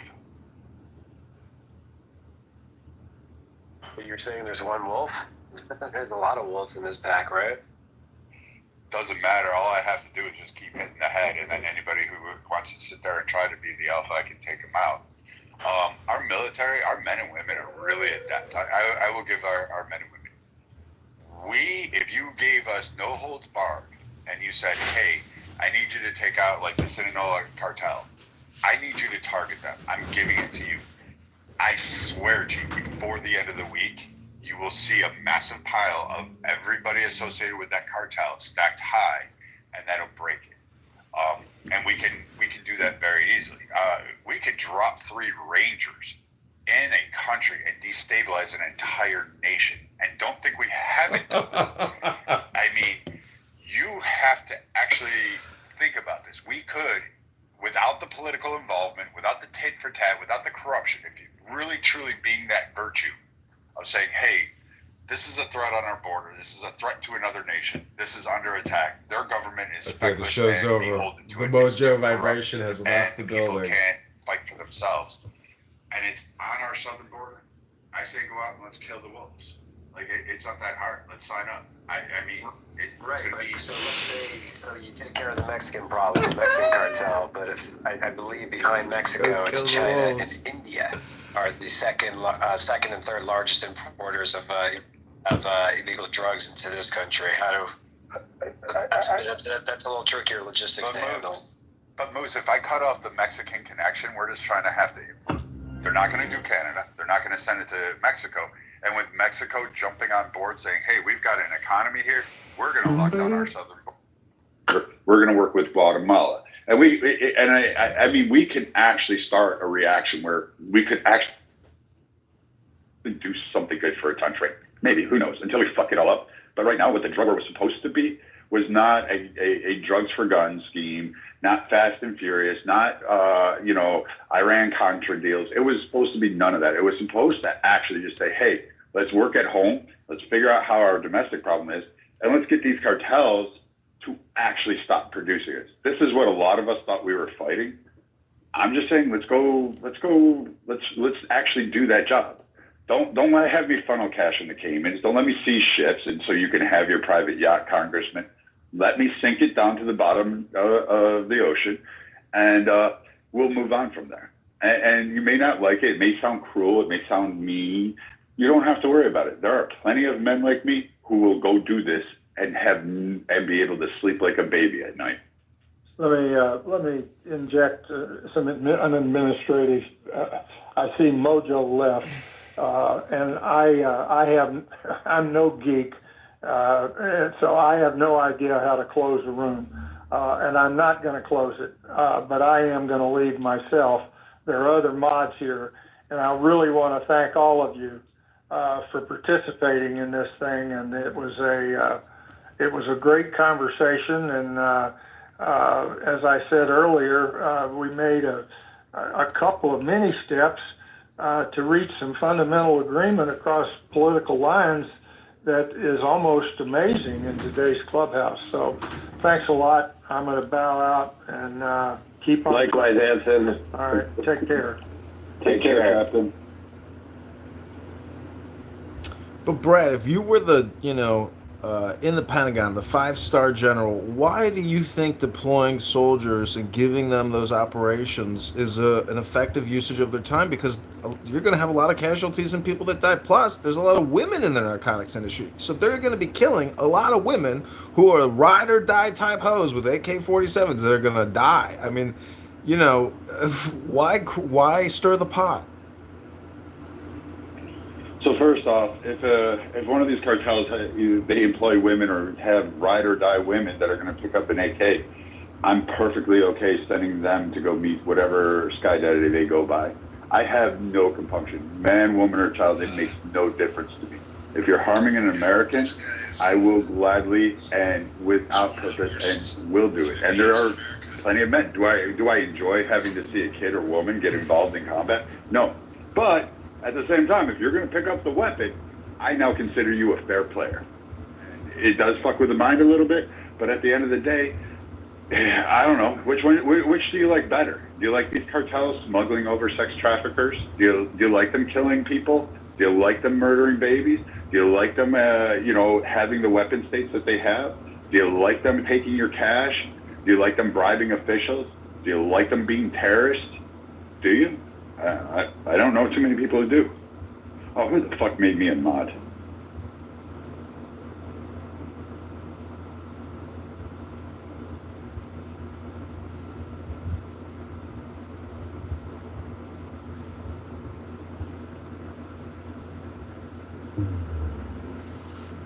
Anybody else can come up and talk on it. I don't know the domestic answers for the drugs. Like that's I don't do them. I don't like them. But I don't think you should be locked up for using them. At the same time, I think if you're a dealer and you're targeting a playground or young kids, I have an issue with you there. I'd beat you in the head with a baseball bat and not have problems with that. But I don't really particularly enjoy. I don't think we need to lock up all of these people. I agree with the Portugal system on that, with the decriminalization of the users. If we just took care of that problem domestically and kind of understood that, hey, you're going to do you, I'm okay with that. Well, what do you think about, budget allocation and appropriations? I mean, are we even utilizing our national police force in every major city to do what they can really do to cut back on crime and illegal alien invasion and drug distribution? I mean, or are Democrat leaders in major It's just a bunch of people. I'm just asking a question. Invasions imply they use weapons. Oh, I could show you lots of examples of illegal Venezuelans who have murdered plenty of Americans since being released in this country since Joseph Biden. You aren't the same. Invasion implies a standing army with weapons invading a country. That's different than what you're talking about. Oh, okay. Thanks for clarifying the word invasion for me. I'm just asking you, Brad. Do you think that the U.S. police force is really doing all they can do? Police forces need to be restructured, so do some of our courts. If you, again, police targeting users, like, I really don't care if somebody's wanting to snort heroin or smoke heroin. I don't know if they smoke heroin, fuck if I know. I don't really care. Rather smoke heroin. Okay, that just sounds like a whole lot of shit that I'd ever wanted to know about. But if they're smoking, brain blood barrier easier. So if you're smoking heroin, that's not my problem. Like, you have a choice to make. You're accountable for your own life. I don't need to send police after you. I don't need to direct them. Now, do I need to direct the supplier that's, holding on? I don't know. What are they? Reaching out in tons regards of of freaking meeting heroin, that you, and he's distributing amongst kids. Yeah, I think that needs to get off the street. I think that needs to be targeted, and we can target those. But I think, honestly, screwing up the users, it just, I don't know. Like, I think the police have been mismanaged because too many politicians. Hey, John, wasn't it wonderful that the 5 officers tackled one of the their own shooter on base? People got angry. I said, why does he have a beard? This is called a shaving chick. And there's not going to be a hang-up. This is the set measure. And I think we could resolve a lot of these things. And I think a lot of these traffickers would run scared. I think the cartels would go back and try to get citizenship in China and being like, please take us in. Because Russia don't fuck around with them. They have drugs. They shoot the traffickers all the time. They don't care. They send them to the gulags. Have fun with that one. That's a whole cold prison.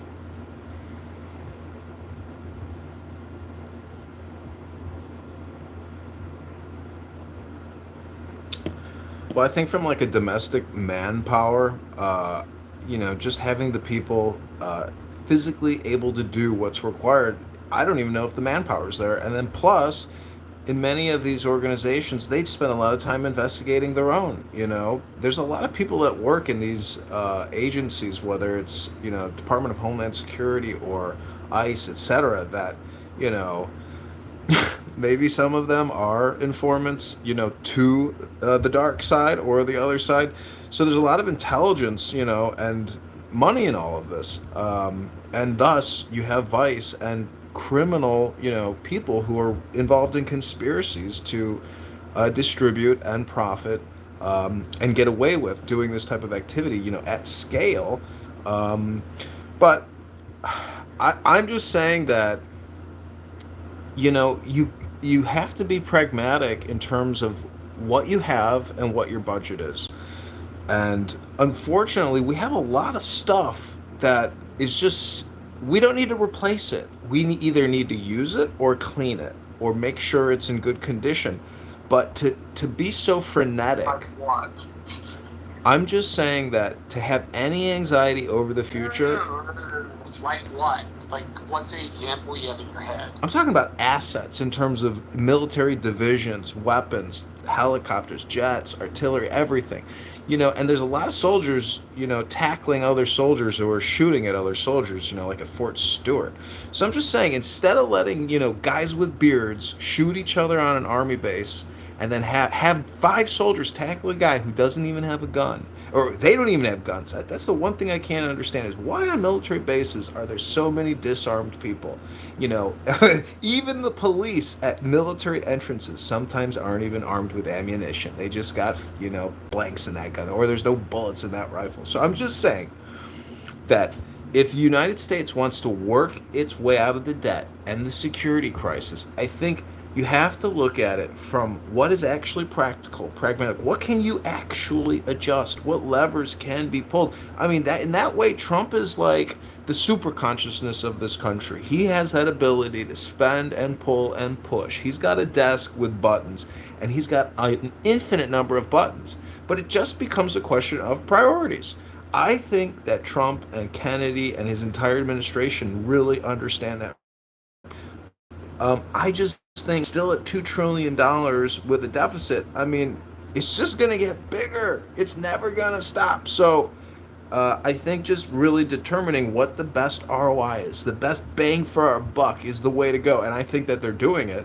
Thank God Elon Musk installed Doge at every agency. And now even Doge Florida is a success. So forensic accounting, pragmatism, and common sense are winning the day. Doge ended up costing more money to run than it actually saves. Oh, don't be such a negative Nancy, you Republican Marshall. No, that's not being a negative. No, that's not being a negative Nancy. If you come in as a department that wants to cut federal spending, negative Nancy. Then you should cut more federal spending than your budget is. Otherwise, you can't justify your existence. You're just being a negative Nancy instead of a positive optimist. No. If I'm getting somebody who tells me they're going to save me money, yet they cost me more money than they saved me, then they didn't save me any fucking money. They've saved $1 trillion in woke DEI education contracts, Marshall. Which is exactly what Doge did. Doge saved America $1 trillion in woke DEI climate change gender studies. Only saved some money, not enough to justify its existence.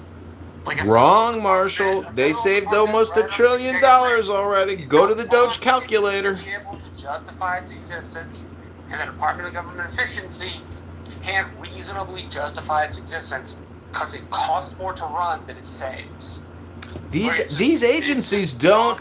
The only agency that raises revenue is called the IRS, Marshall. Every other agency does nothing but spend money on behalf of the American population. I'm not saying the other agencies don't spend. I'm saying this agency, which was brought under the Trump administration, which people tend to reference, is not an agency that saved more money than it spent. It's an agency that failed in its mission. Okay, I'm going to find out how much money the federal government has spent on Doge administrative expenses and compare that to how much they stripped in fraudulent contracts. Let me do the quick calculation. I need to see some numbers here, Marshall. In trying to save money. What I don't applaud is that it costs more money to run that department and employees than it saved for the United States government and taxpayers. It did not say... Okay, I'm putting that into Grok. We're going to see what Grok says. We'll let Grok be impartial, as Grok is very impartial. I'm sure Grok will give us the correct answer. As Elon Musk's AI is impartial. Okay. We'll be serious. Elon Musk's AI is not impartial, but if it's an AI that spits out an answer, why not? let's take it.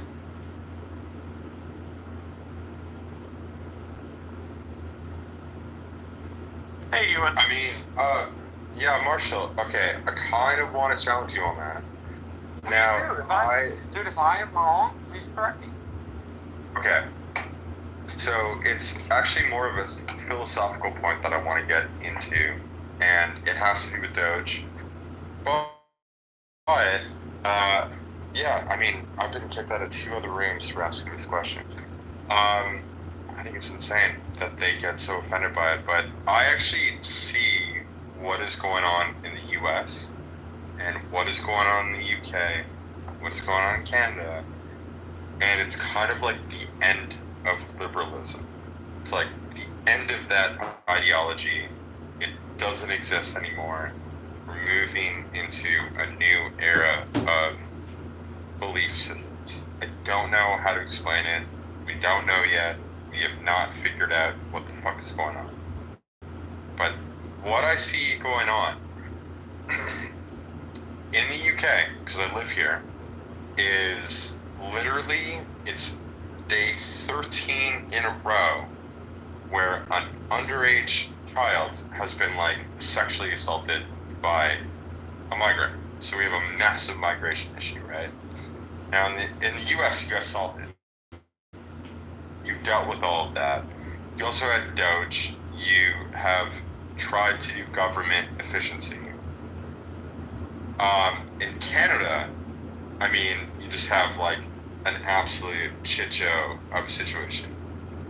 So my question to you is that what I'm seeing is this is the actual end of liberalism, and we're entering into a new era. Do you agree with me, or do you completely disagree? I'll agree that we seem to be on the cusp of something a little different. And to have the assistance of counsel for his defense. 7th Amendment. In suits in common law, where the value in controversy shall exceed $20, the right of trial by jury shall be preserved, and no fact tried by a jury shall be otherwise re-examined in any court of the United States than according to the rules of the common law. Amendment 8. Excessive bail shall not be required, nor excessive fines imposed, nor cruel and unusual punishments inflicted. I think the opposite. It's now the regional superpower. Never could be a superpower in the Middle East. Israel is now the regional superpower. Wow, it's a superpower! Israel is a superpower! Point about the bombs. Norm, you said that America dropped 2 bombs on Iran as part of Operation Midnight Hammer. Is that true? Did you say 2 bombs? No, I said 2 bombers, 2 B-2 bombers. By the way, did you think, listen to me? Maybe 100. Kitover, the 16th District of Illinois, reading to you amendments to the Constitution of the United States. Amendment 1.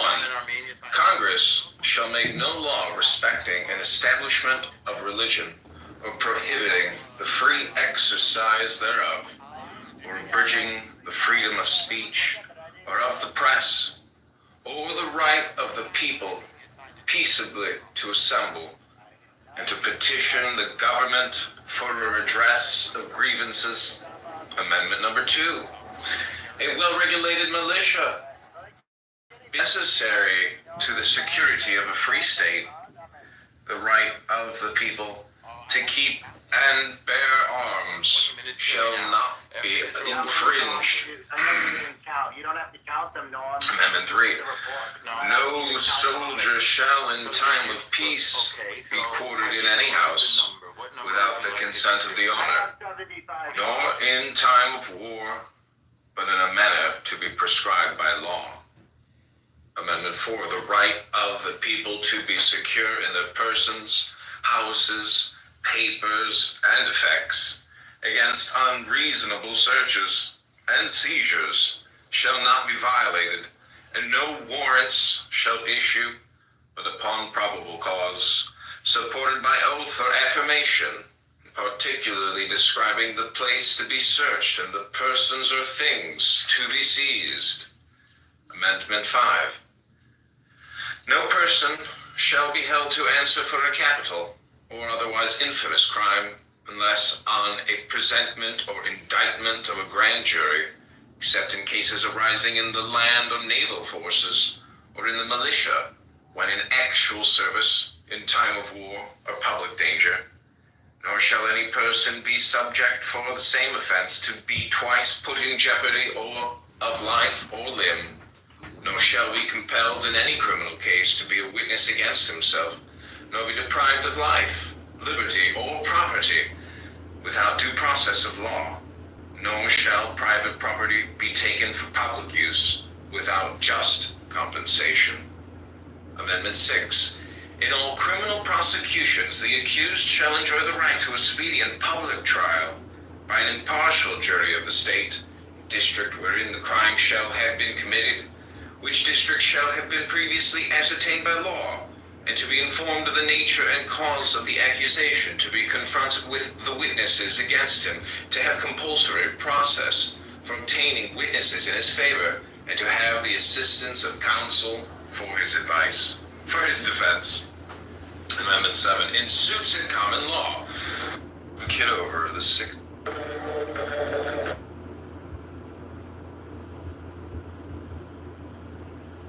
16th District of Illinois from Super Debt Creator Darren LaHood. This is the 25th Amendment, Section 4.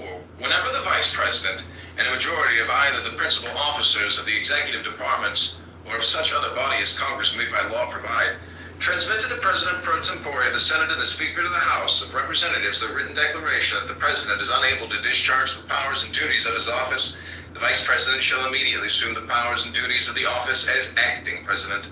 Thereafter, when the President transmits to the President pro tempore, the Senate, and the Speaker of the House of Representatives his written declaration that no inability exists, he shall resume the powers and duties of his office unless the Vice President and a majority of either the principal officers of the Executive Department or of such other body as Congress may by law provide, transmit within 4 days to the President pro tempore, the Senate, and the Speaker of the House of Representatives the written declaration that the President is unable to discharge the powers and duties of his office.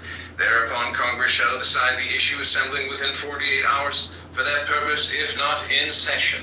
If the Congress, within 21 days after receipt of the letter written declaration, or if Congress is not in session, within 21 days after Congress is required to assemble, determines by 2/3 vote of both houses that the President is unable to discharge the powers and duties of his office, the Vice President shall continue to discharge the same as acting President. Otherwise, the President shall resume the powers and duties of his office. 26th Amendment, Section 1. The right of citizens of the United States who are 18 years of age or older to vote shall not be denied or abridged by the United States or by any state on account of age. Section 2. The Congress shall have power to enforce this article by appropriate legislation. The 27th Amendment to the U.S. Constitution, no law varying the compensation for the services of the senators and representatives shall take effect until an election of representatives shall have intervened. This is your U.S. Constitution. Let's just quickly jump into the Declaration.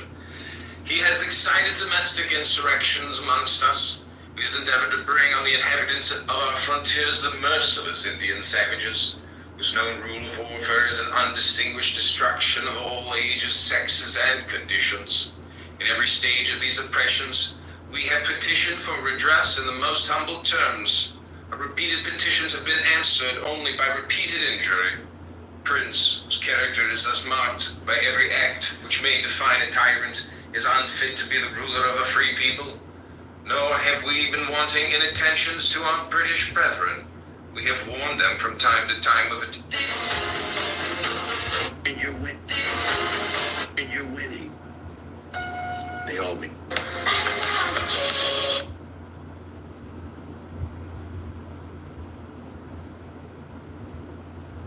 Has left the building.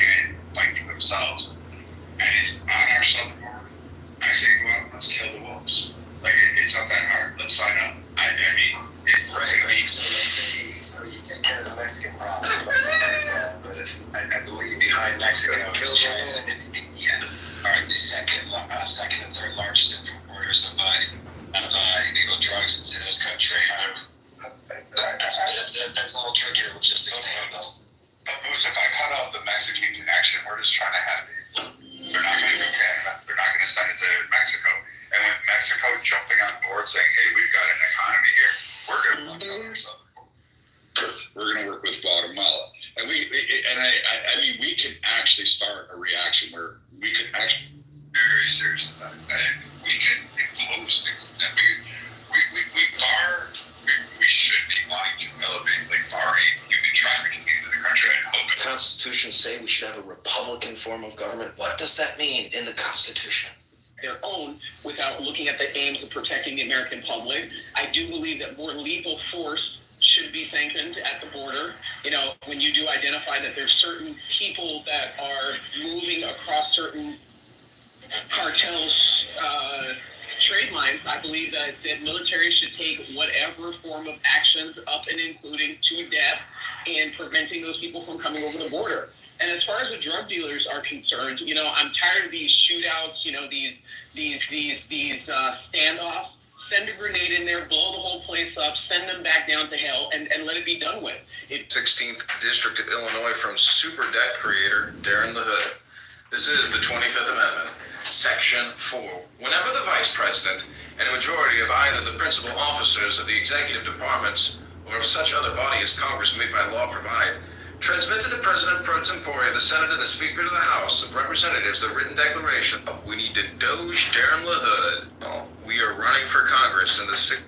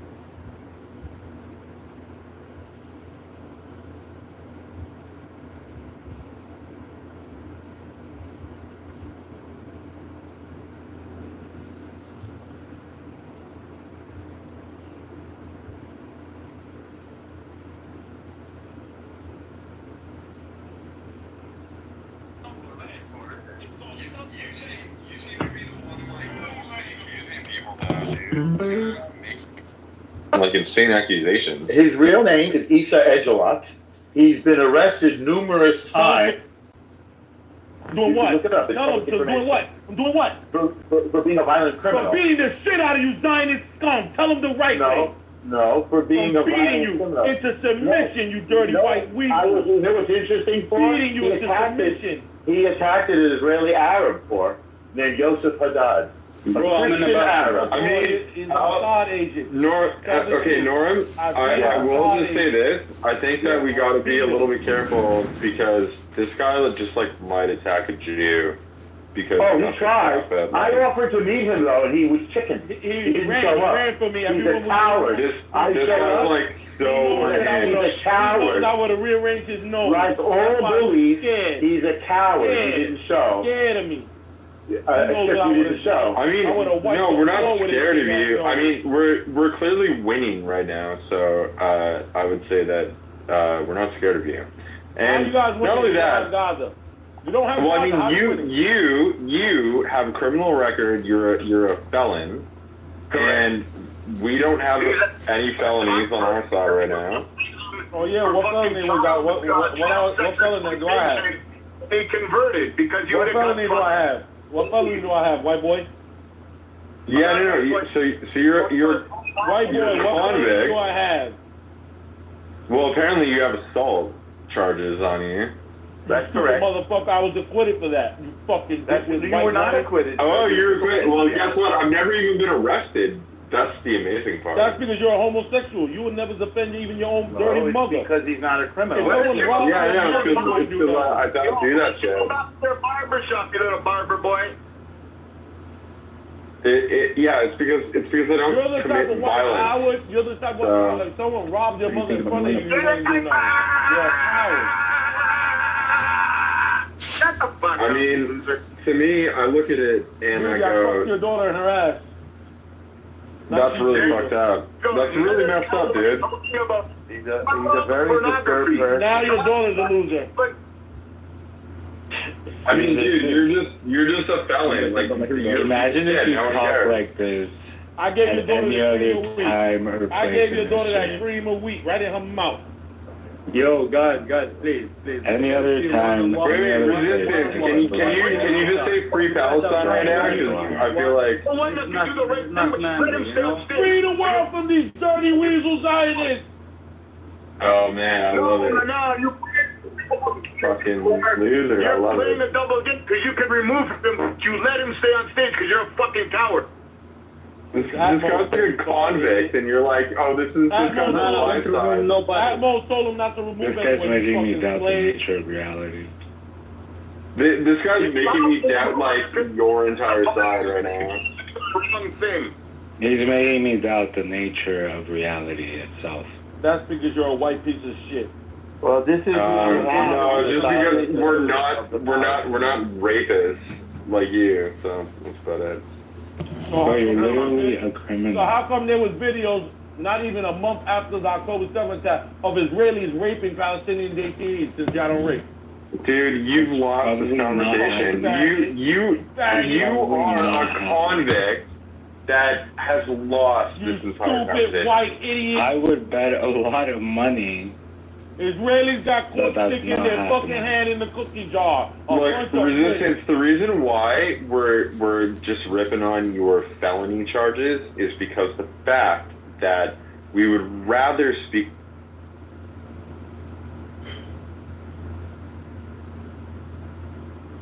Please don't bring no personal names, no nothing private up. Please, just like keep it professional and keep it on politics. Right now, you guys just beefing for no reason.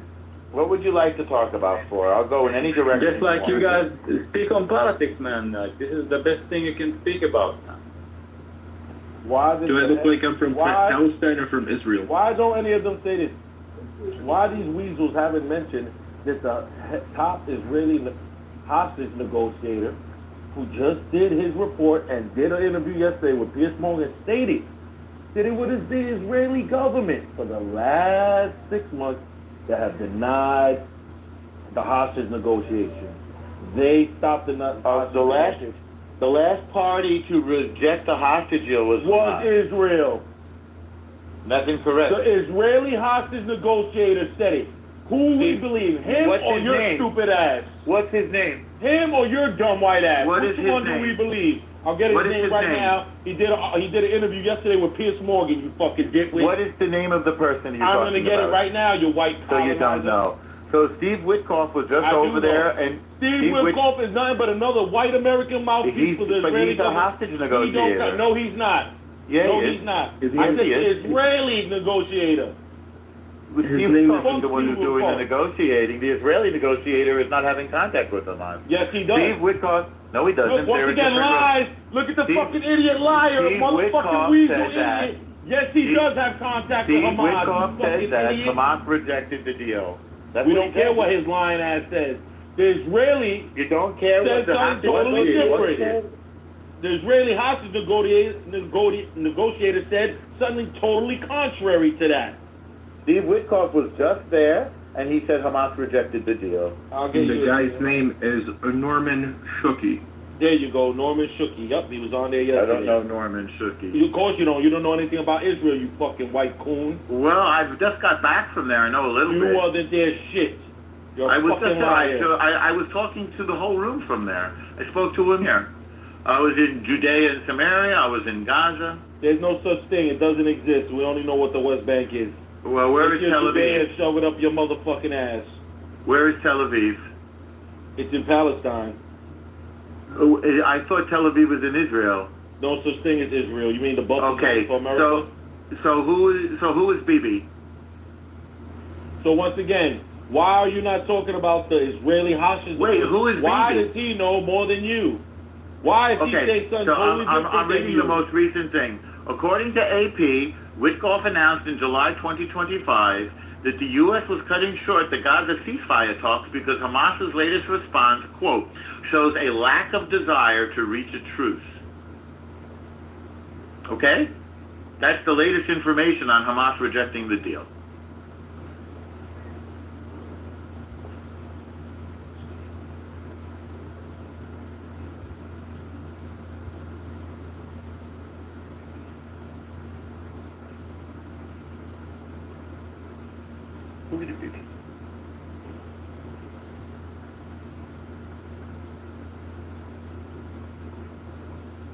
I don't know what to say, man, but it was a lot of conflict in the room.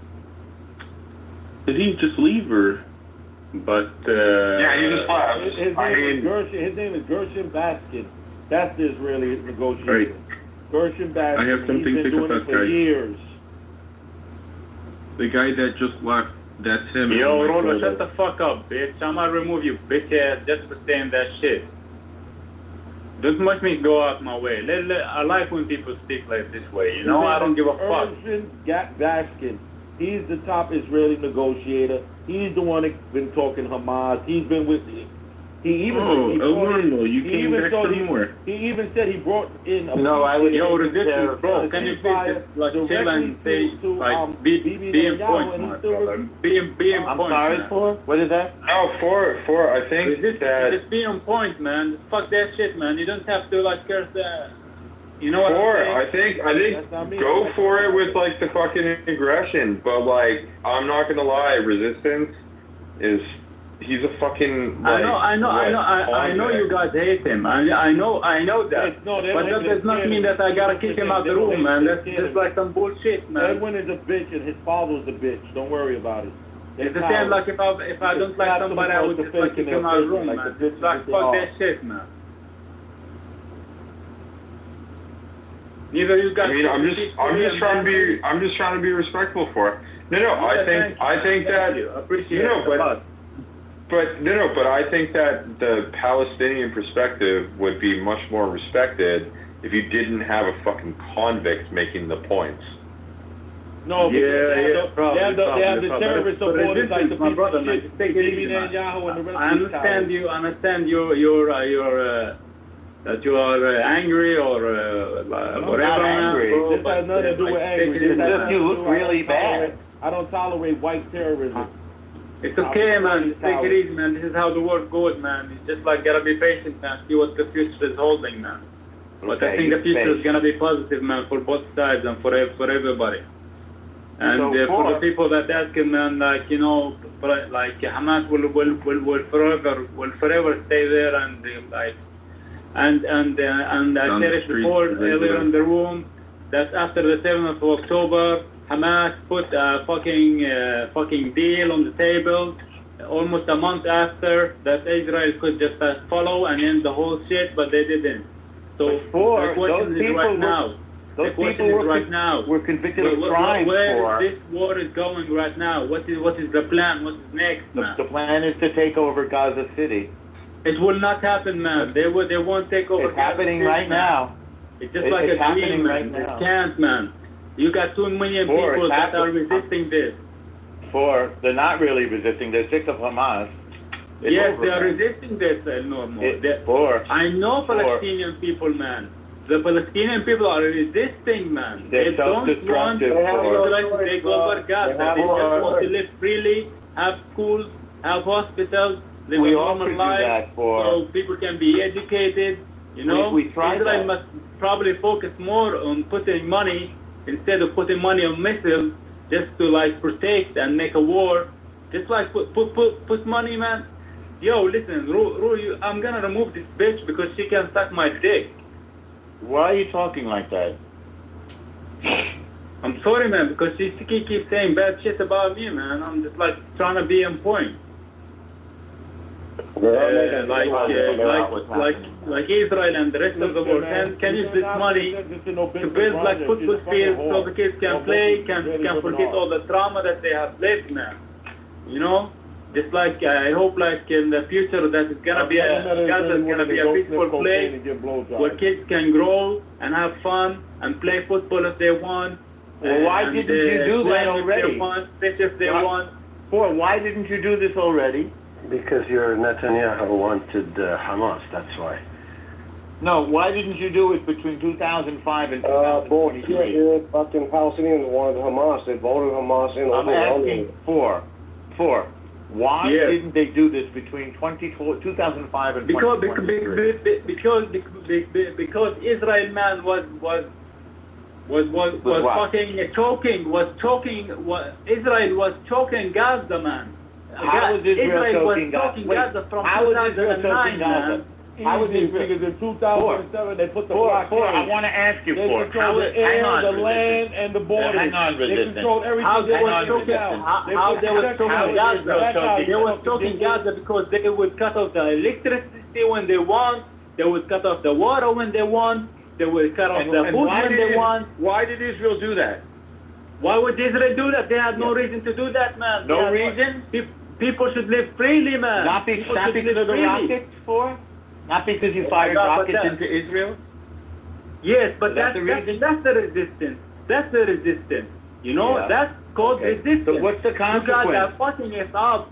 So and if we you gotta fire resist. rockets, is it okay if I turn off the Imagine electricity? yourself, somebody kidnap you, and he Four. put you in a Four. cellar. You If know? you fire rockets, is Won't it okay you if trying I to fight turn... this guy? Four. If you fire rockets, is it okay if I turn off the electricity or not? No, you dick. There was not fighting, sending rockets, man, but do you remember what happened in 2009 in Gaza? Wait. Do you remember what happened in Gaza 2009, Did you 2015, 2019? Okay, I'm asking you, if you send rockets, can we turn off the electricity or not? No, asshole. Why not? There's no reason for that. No, what about the rockets? Four.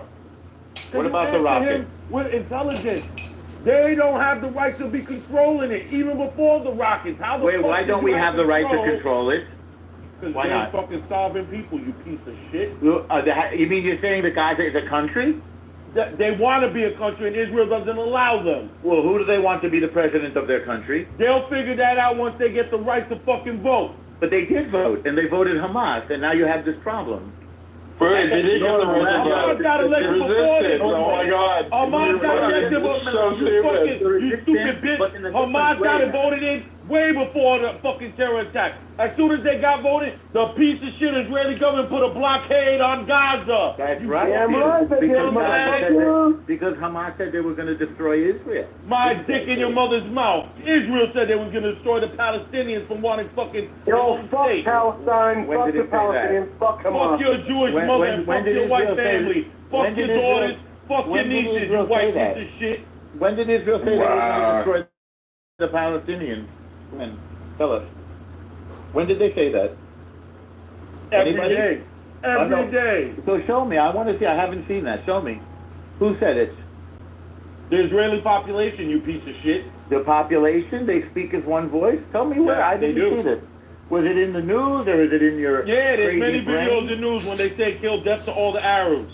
Who Yes, said that? It's in the news. Israeli. Who said that? The Israeli I haven't seen population. Are you You're sure? not from Israel. You're a white boy from Brooklyn. Well, I was just there. I just got back. No, you And weren't. by You the went way, there as a tourist, I'm and you not went there to go be with a gay man and sleep around. You're a faggot. Actually, I went there as a volunteer in the IDF. I don't No, know you if weren't. know You that. didn't do shit. Yeah, You're a I fucking did. liar. Look at my profile. Look at my profile. See what's in the profile. Early picture of me with the tank in Gaza. That's from April. No. So, yeah, We take a don't look. believe you. Take a look at the picture. Don't believe me. Look at my photo. Oh my God, Norm! Don't even fucking worry about resistance. That guy's a fucking convict. Like, who the fuck cares? Yeah, no, I was but he's convicted for talking fucking your over dirty ass four. daughter. Because 4 can't, like, shut him up, so we have to deal That with word, I was... What I think, resistance and the normal are the same person. Well, El Normo. I just think resistance is a hilarious addition to your cause. So I haven't been convicted of any crime. I didn't assault an Israeli Arab. I'm not wanted. I'm not an informer for the FBI like he is. You understand that anything you say here could be reported by resistance to the FBI. Yes, you report on other people who are assaulting Jews like you. Liar. I report on Jews who were stealing organs and smuggle them to other countries. So you would think that you're informed on other Jews that were molesting children. You know El Normo, I don't think it. Please, El Normo, I don't think it's even worth your time to talk to Resistance because I honestly think he may have like a traumatic brain injury, and you're just unaware that his brain. He's so vulgar and uses so much profanity. Maybe he's got a traumatic brain injury, El Normo. I think he obviously does. I knew from 50. There's no reason. There is no reason I think that he's doing a great job representing the Palestinian resistance at this point. From dealing with white colonizers, animals, savages like these pieces of shit, and we're gonna destroy all of them. How are you going to do that? With a criminal record, resistance? You provoke him, man. Don't provoke Well, you can't fix brain damage, El Normo. What's the point of debating with somebody with brain damage? I'm not debating, I'm exposing him. Oh, that's true. You are shining a light on him. I mean, I don't think that resistance is going to live this down, to be honest. Like, the fact that he's a... You think the way I exposed you in real life, He went a to guy jail for who was attacking sexually an molesting his Arab own person. son, a guy... I mean, the fact that resistance is like an ex-con, like, piece of shit. No, you're a bum. You're an ex-convict. Edward, I'm not an ex-con. I fucked your mother. That's what I am. You've been in prison. I've never been arrested in my life. I was So whatever That's not a fucking piece of shit. that means that you're a bad guy. Is this how we have coexistence now? He's a convict. Wait a minute. So you mean like every guy that went to prison, he's a bad guy? Amos, So nobody can. with all due respect, Amos, why are you Nobody giving can this pitch up? piece of shit a platform? Why? Lama, the bunch of I mean, yeah, with all due respect, I mean, this guy's like a fucking, Asia, like, fuck your dirty mother, you whore. You get blowjobs at bars, you fucking dirty bitch. Listen to this. This is who's on the side of the Palestinians. And then you're questioning my character, and this is hilarious. This is just like fucking... This is who you have advocating for the Palestinians. Perspective on people that goes to jail. Yeah, Amos, with all due respect, even giving resistance anybody's ears to listen to his vulgarity, his profanity, his diatribe, his hate, his spewing of absolute disgusting pig filth. It's so brain dead retarded, causes brain damage. It's brain rot. It's the blind leading the blind. Why let somebody who has brain rot give everybody else their brain rot? Nobody wants his brain rot. It's just brain rot. It's not coexistence now. It's not peace. It's not joy. It's not happiness. There you go. Silence is gold. Listen, I try to do all the time. Well, resistance, you moving my forward, moving. Just like let him cool down. I'll push you up in a second. Let him cool down, it's okay. I give you all the I even didn't want to interfere you. But he asked why, so I want to answer him that in my room, this room open to everybody. This room open to crazy people, to prisoners, to Jewish, to Christian, to Muslims. I said, if Hitler wake up from his graveyard, I let him speak in my room to explain why he killed 6 million Jewish. Everyone can speak here, but at the same time he speak, he mute himself and he listen to others. No, but you know, they speak for 30 minutes.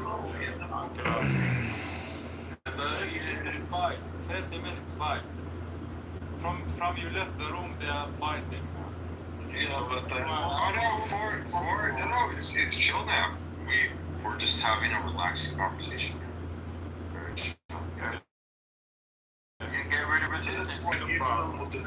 And I tasked you as a Palestinian PLO leader who want to take Abu Abbas' place, that you should control the room. Yes, I'm trying, man. I'm trying. Amos, why do you have any faith in this guy 4 is every bit as bad as that criminal who you kicked out. He's the one who chose to give him a voice. He's the one who refused to allow any women up on stage. I mean, he's disgusting. disgusting. He's maniac.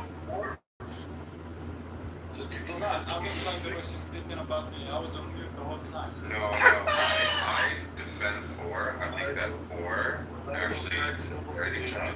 But I don't like somebody that they don't let women speak.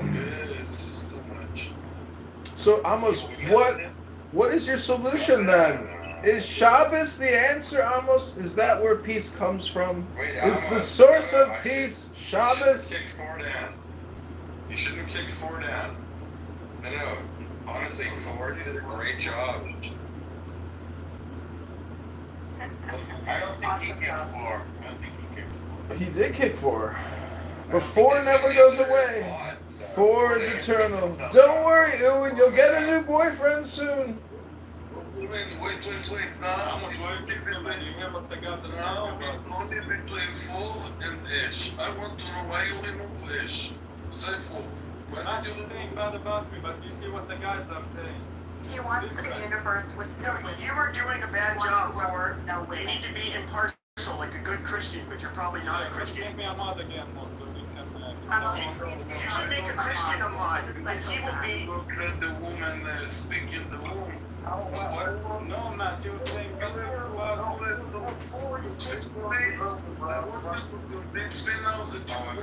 relax a bit. Let's relax with the kicking. Let's relax with the kicking. I want, please, I don't want to I hear all talks in the room when Amos is speaking, and if somebody releases the mute, they will find themselves down. I want to speak only to 4 now. 4, I want to understand why you remove Ash. Explain me. I fucking love these words.